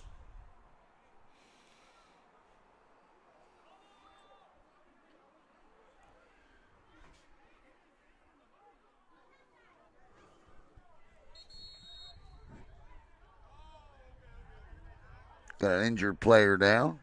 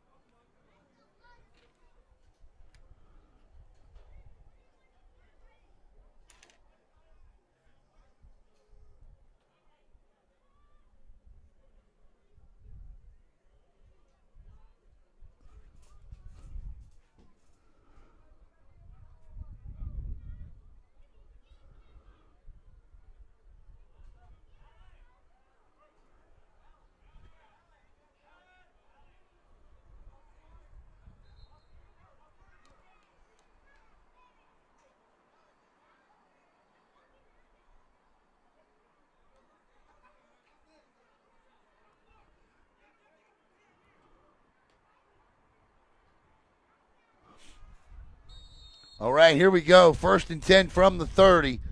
Burt. No chance. No chance. Burt's got to get rid of it now, and he just throws it up. That was nearly picked off. But he does get rid of it. 55 seconds to play.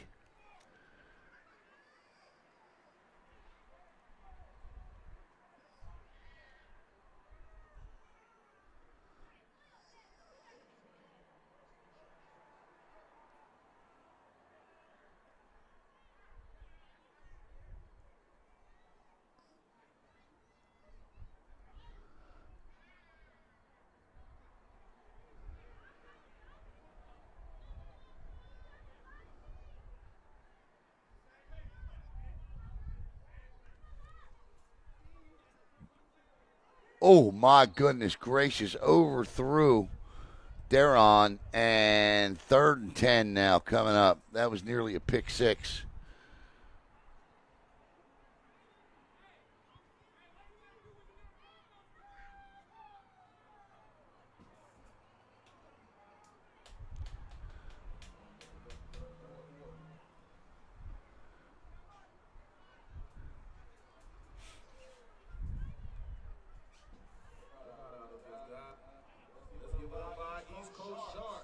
Third down and 10, and this is a big third down here. See my man Michael Torres on the screen from the EAFL. Always good to see Michael. Michael, let me know if you answered my email. Throws. Get that conversation in this week. 44 seconds here.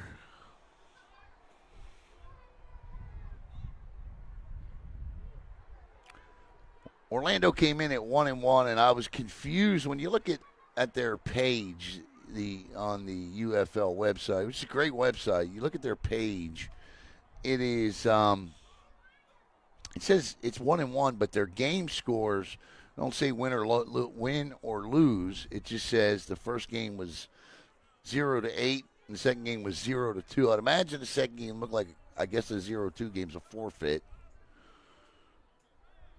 So I'm not sure And Whitey Whiteman down there on the sidelines just blows my mind. Whitey's still lacing them up, man.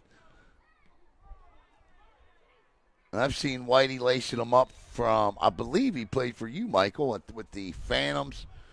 And we got a lot of guys out here now, coaches, players from those Phantom days. A lot of fun that was. I believe we were over at Lake Brantley High School when we did the Phantoms, the Orlando Phantoms. It was just a lot of fun. Michael runs a great organization there in Orlando. The EAFL, all these leagues do a terrific job. Some better than others. But Michael has always been good to us, good to me. And I've always appreciated the effort that he has put in. I even love his trash talking. 1st and 10 for Orlando.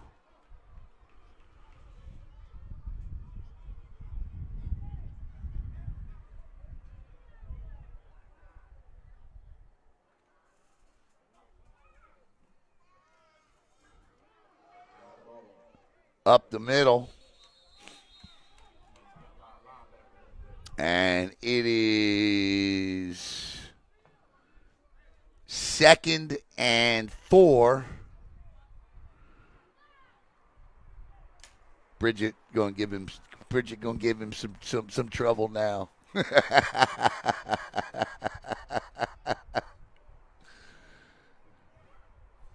Second and I believe will be broadcasting their Super Bowls this year. And that's the end of the third quarter here. BSN Saturday Night Lights, UFL Extreme here on Brevard Sports Network. All Orlando since about midway through the second quarter on. The Jets lead it 24-6.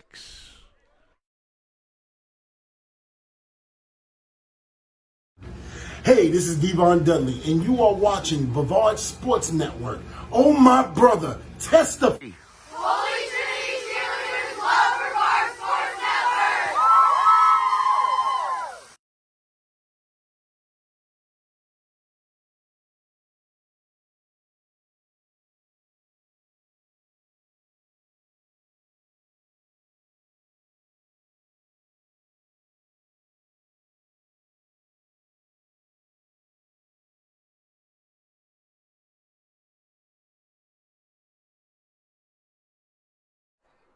All right, here we go. Fourth quarter action underway.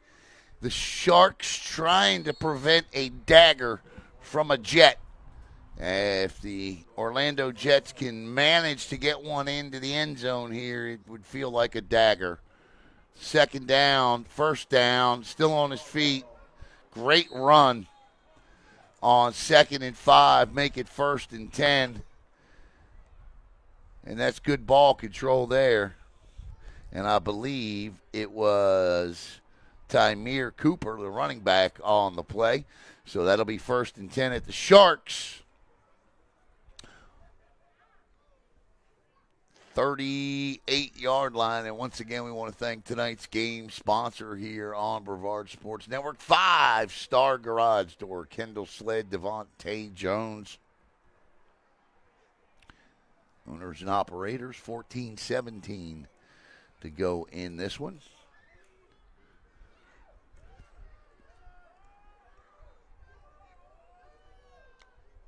Pickup of about 3. It'll be 2nd and 7.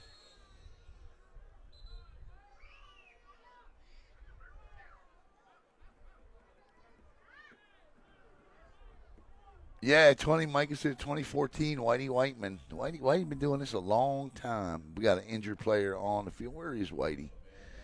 I saw him earlier. There he is. There's Whitey. Right? There's Whitey standing right there. I believe Whitey's in his 60s. There he is. Again, I've seen him play for a bunch of organizations. I saw him play for Mike's Orlando Phantom team. Seen him play for the Space Coast Tar Heels, the East Coast Sharks, and now he's back over in Orlando with the Jets. So, yeah, I mean, Whitey Got the old boots on there. I'll let you check out Whitey's boots. Let's see if I can get a little closer on Whitey's boots.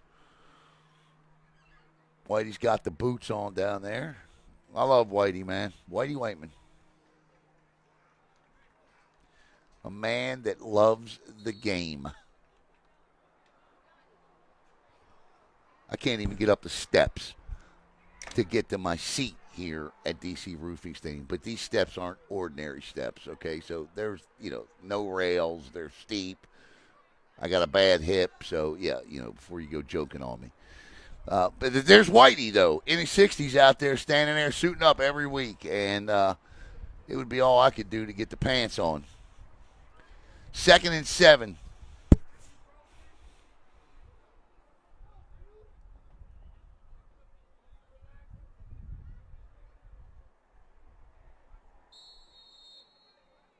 Right now, to this point, Devonta Purdue, our player of the game for the Jets. And we got a new quarterback in for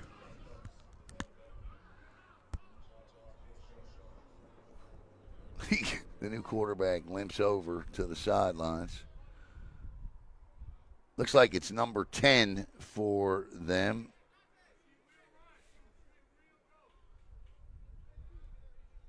Shaquan McGee.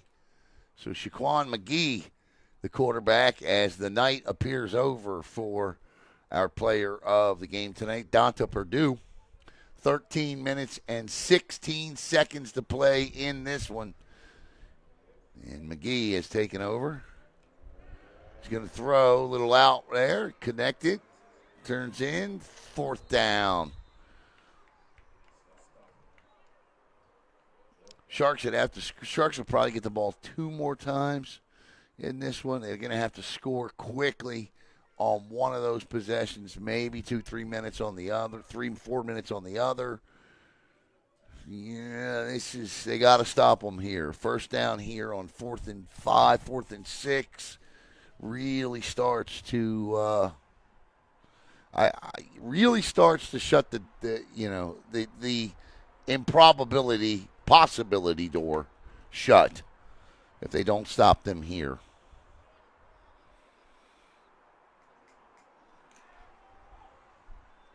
I don't know why you would throw the ball there. But they do, and it's 1st and 10 for the Sharks from their own 34, 35-yard line. Christian Burt leads them back on tonight. Tough night for the youngster, the 2025 Space Coast graduate. You only get better at his age when you take some lumps, too, and he took them tonight. Certainly coachable opportunities for offensive coordinator Matt Parsons with Christian in this one.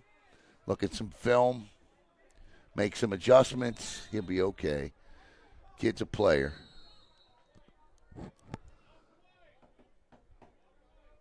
Timeout.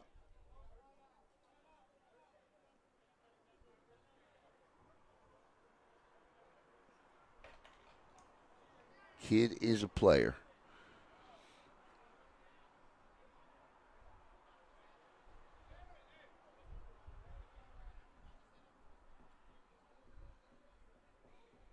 And really nobody, at this level, if you're going to learn from somebody, Matt Parsons is a hell of a guy to learn from. Matt's, played in this league. He's been to the Arena League. Matt knows this position. And he's a heck of a teacher. Great guy. Burt's going to pump it, pull it down, and take off.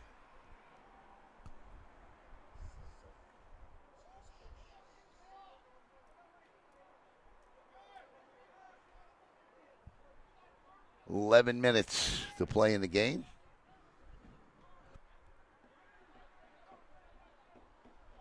Feels weird not having any football at all left on Sundays or college football. It's just weird to be.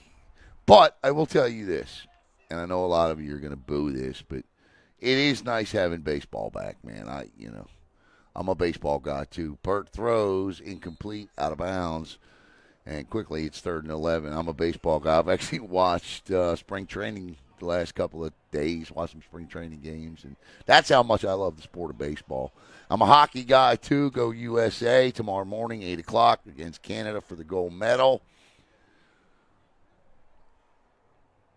You know, a lot of people, I think they took a poll, and 90% of Americans believe that when the USA won the gold medal in 1980, they did it when they beat the Soviets. Well, that wasn't the case in 1980 when they beat the Soviets. That was the game that got them to the gold medal game. Little pitch and catch, and I would imagine the Sharks will probably go for this here on 4th down. That was the game that was the semifinal game. They actually played the gold medal game against Finland.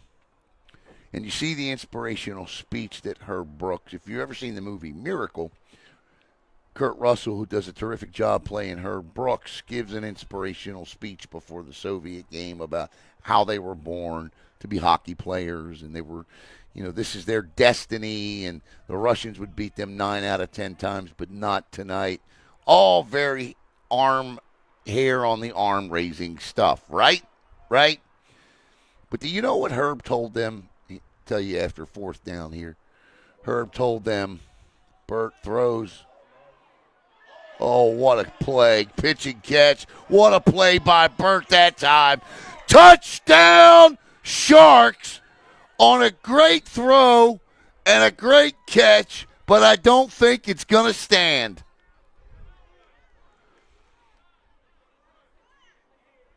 I think it's coming back.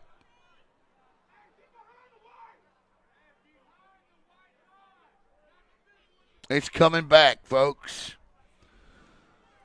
On a holding penalty. Now, that's how you throw on the run. So back to the Olympic story as the touchdown is negated. So, he gives the inspirational speech to the Soviet, before the Soviet game. So he walks in the locker room before the Finland game, and all the feel-good stuff about beating the Soviets and how the country at the time was in absolute shambles and how their victory, was great for the country. Herb walks into the locker room, and he looks at the locker room, and he says to them the following. This is all he said. Lose today, and you'll take it to your grave. You'll take it to your effing grave. And he turned around, and he walked out. There's your inspirational speech. Herb knew when to say a speech like he gave before the Soviets, and he knew because if they didn't beat Finland for the gold medal, does that win over the Soviets? Is it still really what it is today, considered one of the greatest victories in the history of American sports? If they don't win the gold medal on that Sunday, does that win over the Soviets in that game, is it still as big as it is today? I don't think it is. Because what do you say? Remember the 1980 silver medalist that beat the Soviets?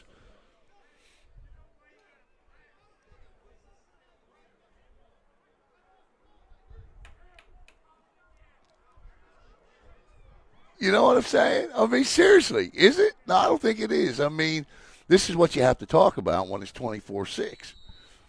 But don't forget, tomorrow, 8 a.m.,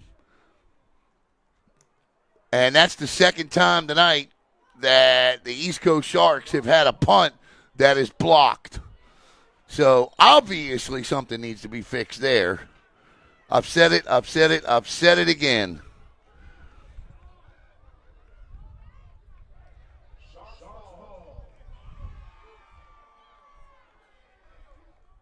Bridget. Inspirational. Oh, it was. I mean, Thanks, Coach. Appreciate those kind words there. Oh. Well, the Sharks definitely got some things to work on this week. 2 block punts in this one. I think that whole block punt thing can be fixed by moving your punter back 2 more yards. That's all that was there. He was just way too close to the line of scrimmage on that one. But they get a first down off a penalty, so Burt gets another shot. And a nice completion. See, nice and relaxed in the pocket that time. Stepped up, let one across the middle. Good throw, good pitch, good catch.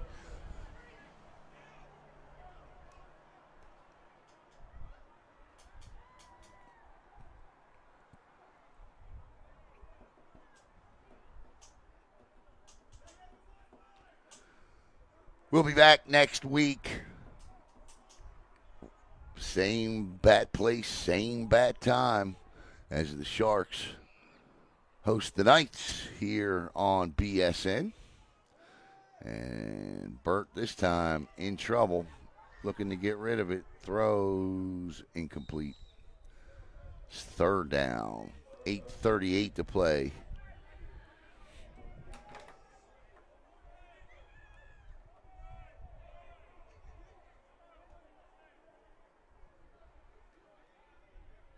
I wasn't much of an Olympic guy this time. Usually I don't mind watching the Winter Olympics, but I didn't like the coverage. I thought NBC did a terrible job covering the games this time. Peacock, and I don't know. I just wasn't a fan of it. I don't like switching between streaming services to watch television. Where 8 years ago or 4 years ago, you just go down to TNT, TBS, whatever.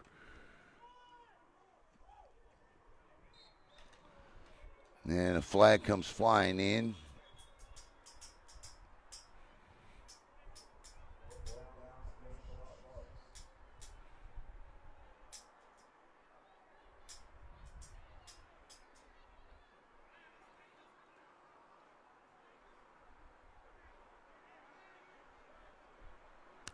Third down, and we'll see what the flag is here.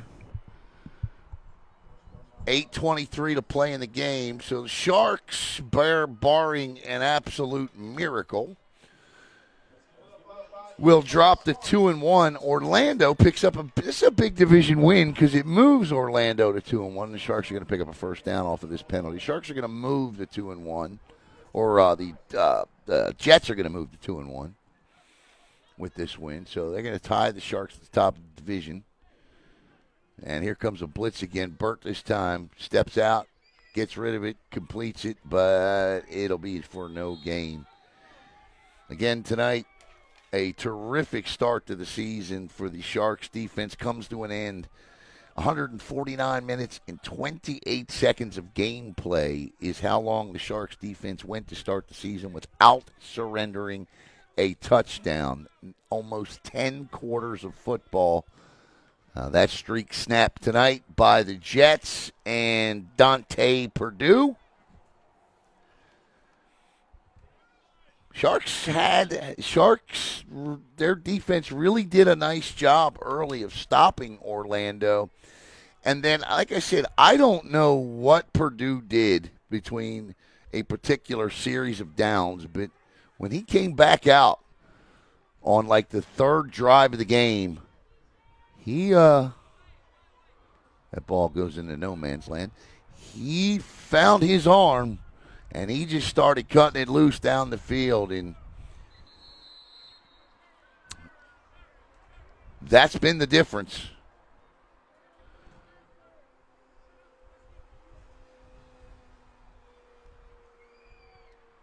$7:04 to go here. I want to thank Brian Crowley, the athletic director here at Palm Bay High School.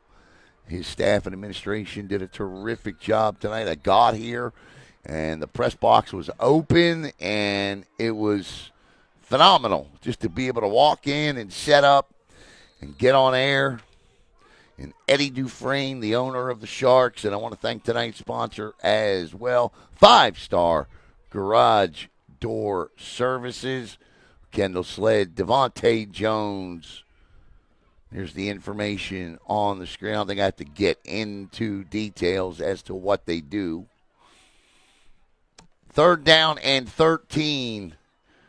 Blitz coming. Burt in trouble. Throws it up and out of bounds. 4th and 13. Now I think I just punted away here with 6:34. I think I punted away here because I think I want to work on my punts. You've had 2 of them blocked tonight. Now that one's not going to count because of the penalty. But certainly it is an issue moving forward. Like I said, the last one, I think you just need to move him back 2 yards. The first one, I thought the punter took a little too long to get the ball off, and he was a little too long, a little too close to the line of scrimmage. Not a great combination. 6:34 left.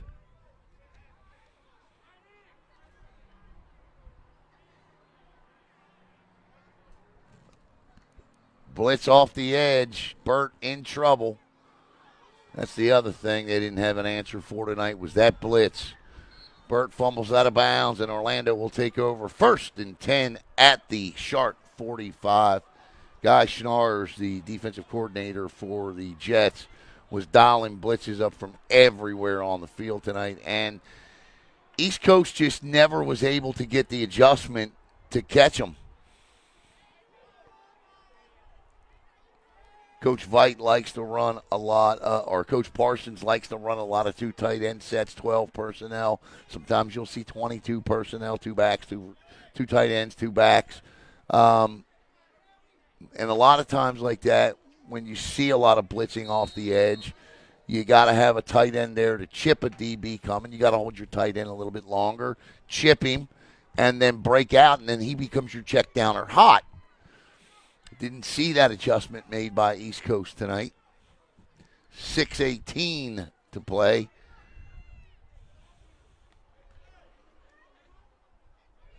Shaquan McGee, who came in, and that is wide open across the middle.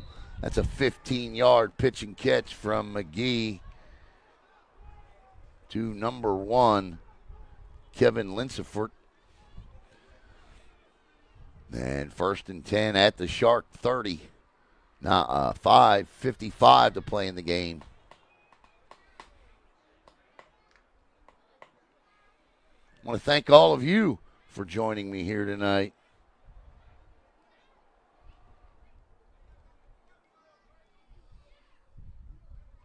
Oh, shut up, Robert. Robert Varner, shut up. Get off if you don't like it. My broadcast, I'll talk about whatever I want. It's 24-6. How about this, Robert? I'll throw you off. How you like those apples? See you, Robert. There you go.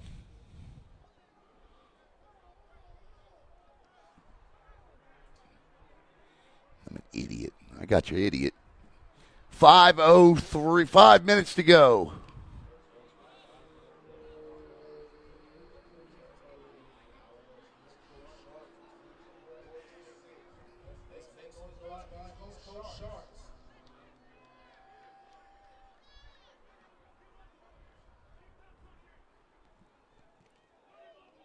Up the middle.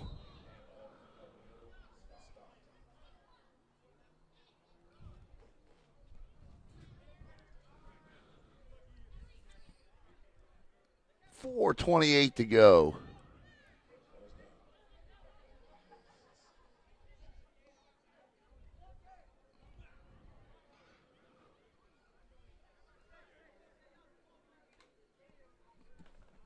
Idiot. Nice job here by McGee. Backup quarterback coming in, getting some quality work in for Donta Purdue. McGee looking to throw again, and that was open, intercepted, and this could be trouble. He's across the 25, nope, out across the 30, and the tipped interception That's not on McGee. Wide receiver should have had it. Hit him right in the hands with it with 3:48 to go in the game. The Sharks offense will get another shot at it.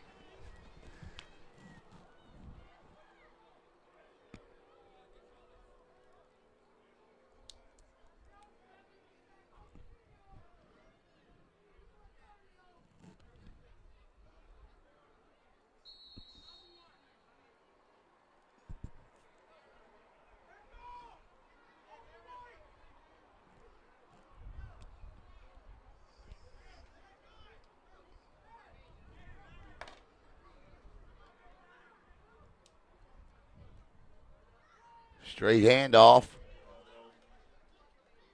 And out across the 30 to the 33 comes, who was that on the carry there? Can't see his number. 23, number 23 for the Sharks. Colin Perry.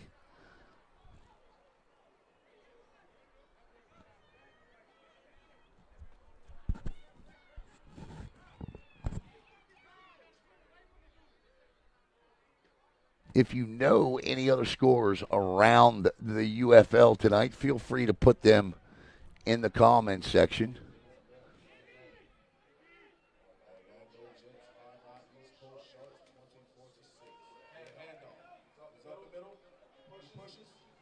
Nice hard run up the middle. Again, that time by Perry. 2:42 the clock. I'll stop for just a minute, or briefly, for the 2-minute warning. They play NFL rules, so they'll stop the clock at 2 minutes, and then they'll start again. They don't go through a prolonged process of a long 2-minute delay like the NFL does. They just stop the clock and then let's go, which I like. So it's 3rd and short. I would imagine 4-down territory. I would imagine you're going to turn and give the ball to Colin Perry again.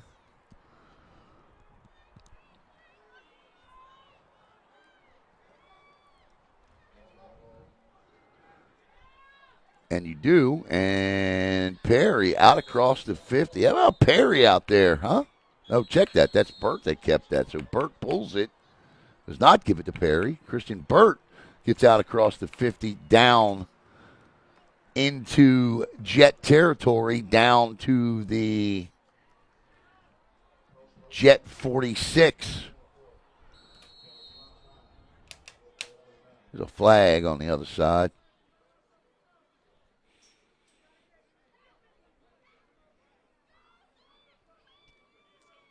And the real reason, besides my mouth, that because I'm a one-man show up here, too. I do the camera, I do the graphics, I do the announcing, so it's just me by myself. So if I miss a penalty, now my apologies. So they do stop the clock here for 2 minutes, and once again, we want to give a big shout-out to 5-Star Garage Door Services, licensed and insured. Kendall Sled, 321-607-4088, or Devontae Jones, 321-225-9734. Want to once again thank Eddie Dufresne, the owner of the East Coast Sharks. This is my 3rd year with Eddie. Of course, my man Big Meach down at Fort Pierce, back with him again this year as well. We've brought you 2 Fort Pierce games already. Last week we had Fort Pierce and East Coast. That was interesting to broadcast that. As a guy that covers both those teams.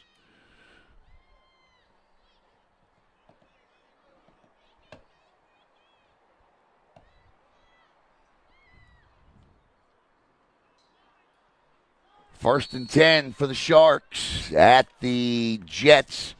46, Burt. Going to throw. Steps up. Oh, my. Yeah.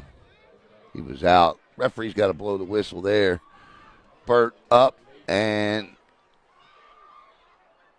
Out of bounds. That's a sack because he sacked behind the line of scrimmage.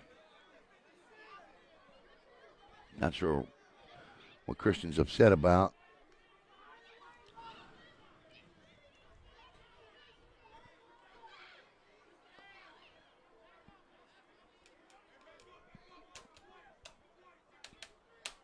Well, they say he got back to the line of scrimmage, so no sack. 1:51 to play.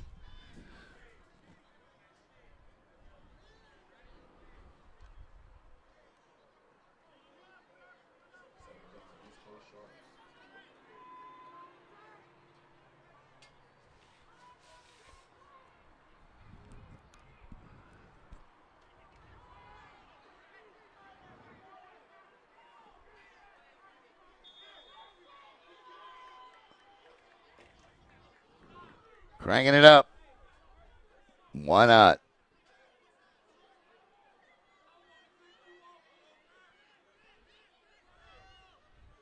$1:30 to go.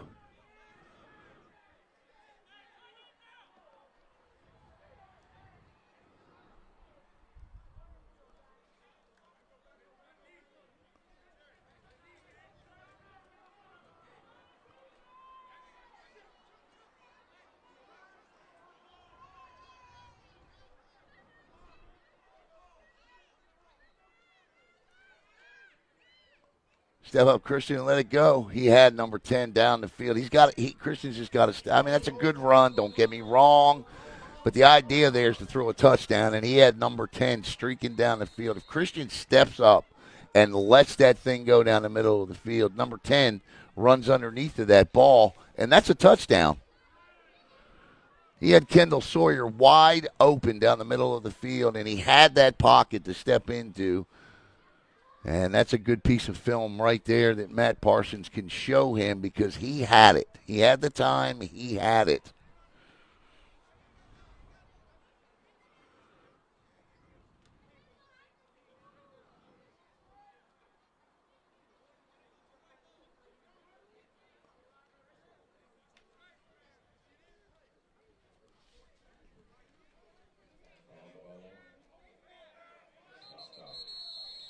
Absolutely. 24-6 here. 18 seconds to go in this one.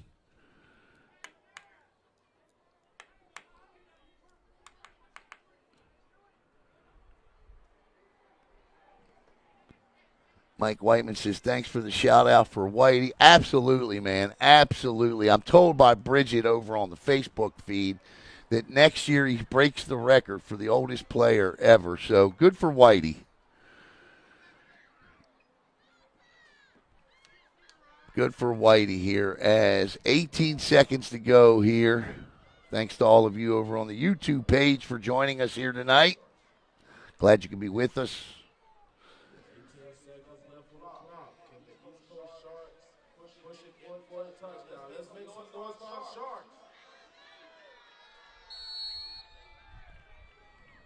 As they try to get in here.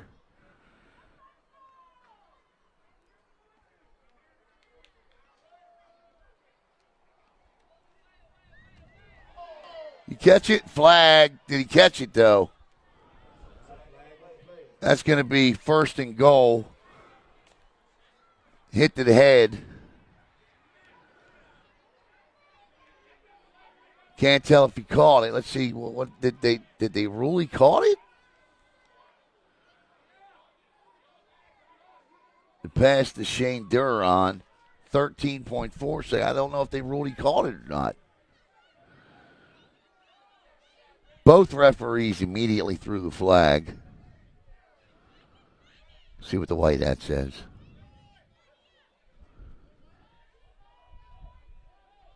It's a good referee crew, but, well, there you go. Personal foul.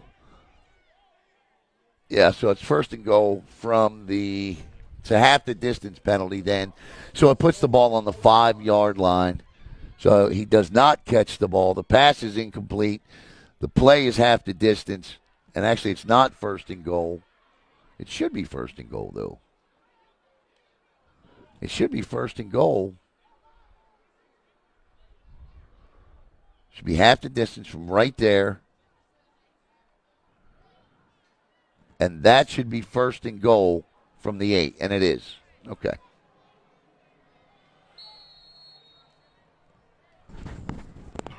.4 seconds. The Sharks trying to get in. Throws. There you go.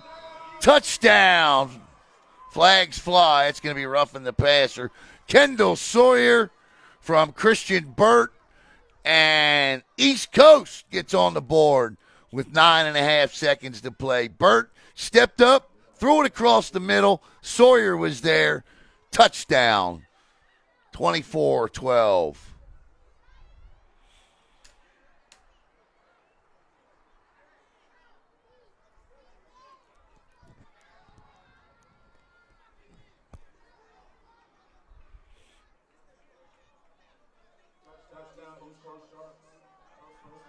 Kendall Sawyer has beaten his man across the middle all night. Gets a touchdown. The Sharks cut into the deficit, but that's the good news. But the bad news is there's only 9.5 seconds to play. Again, thanks to all of you for joining me here tonight. And again, thank our sponsor tonight, 5-Star Garage Door Services. Sawyer back to the line.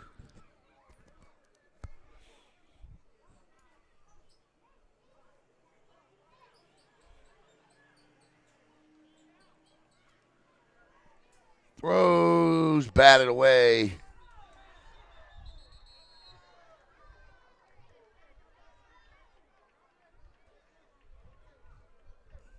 Got flags down in the back of the end zone, so we may see this attempt again. Orlando, the one negative tonight, not a very disciplined football team. Some dumb penalties tonight.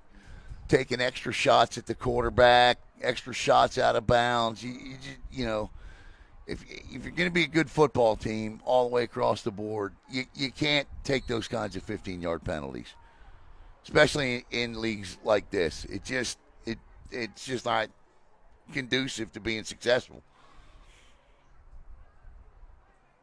We had a good referee crew tonight. Unlike the one we had a couple of weeks ago where we played a 4.5-hour game that finished 3-2.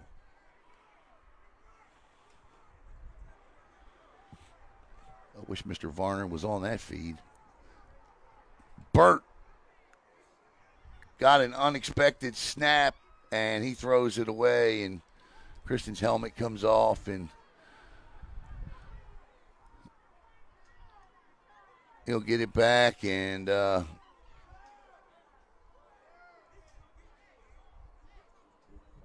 yeah, that's not roughing the passer.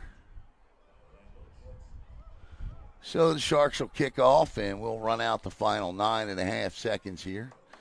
And the Orlando Jets will win this 24-12.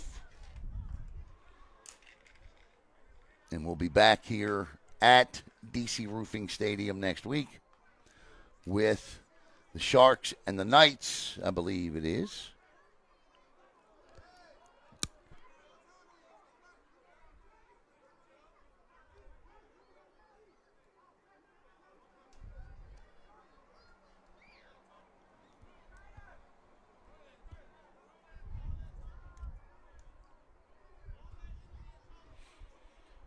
Good to see some fight there in the Sharks. These guys, man, these guys in leagues like this, and I talk about it often, but they go to work, they go to practice. This is for the love of the game, that is for sure. And good to see no quit. Here comes the kickoff.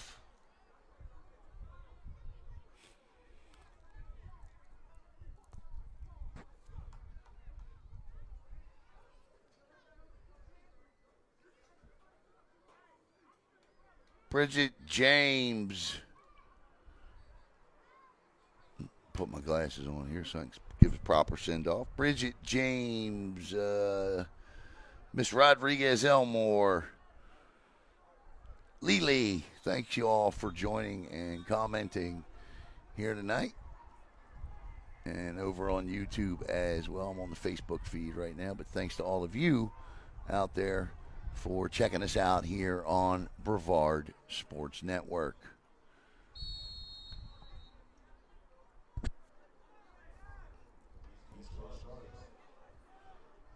And that ball's on the ground and out of bounds. That'll be a procedure penalty.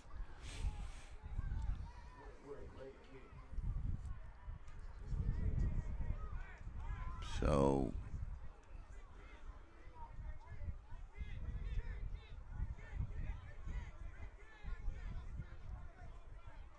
I don't know what we're going to do here.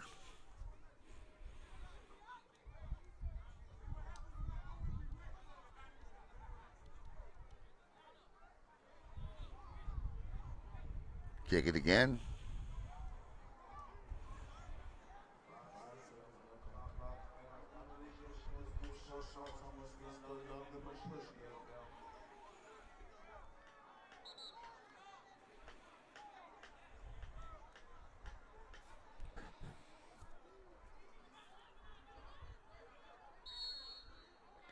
Well, I would imagine a knee here and then shake hands at midfield. 5.8 seconds to play.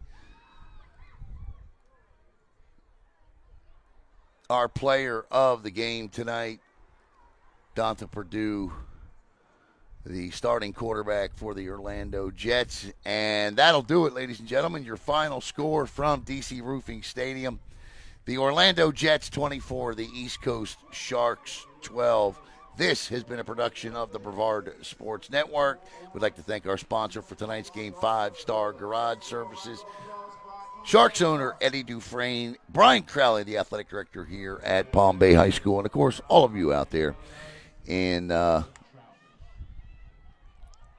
cloud, I guess, on the internet for watching. Once again, final score, Orlando 24, East Coast 12. Have a great night, everybody.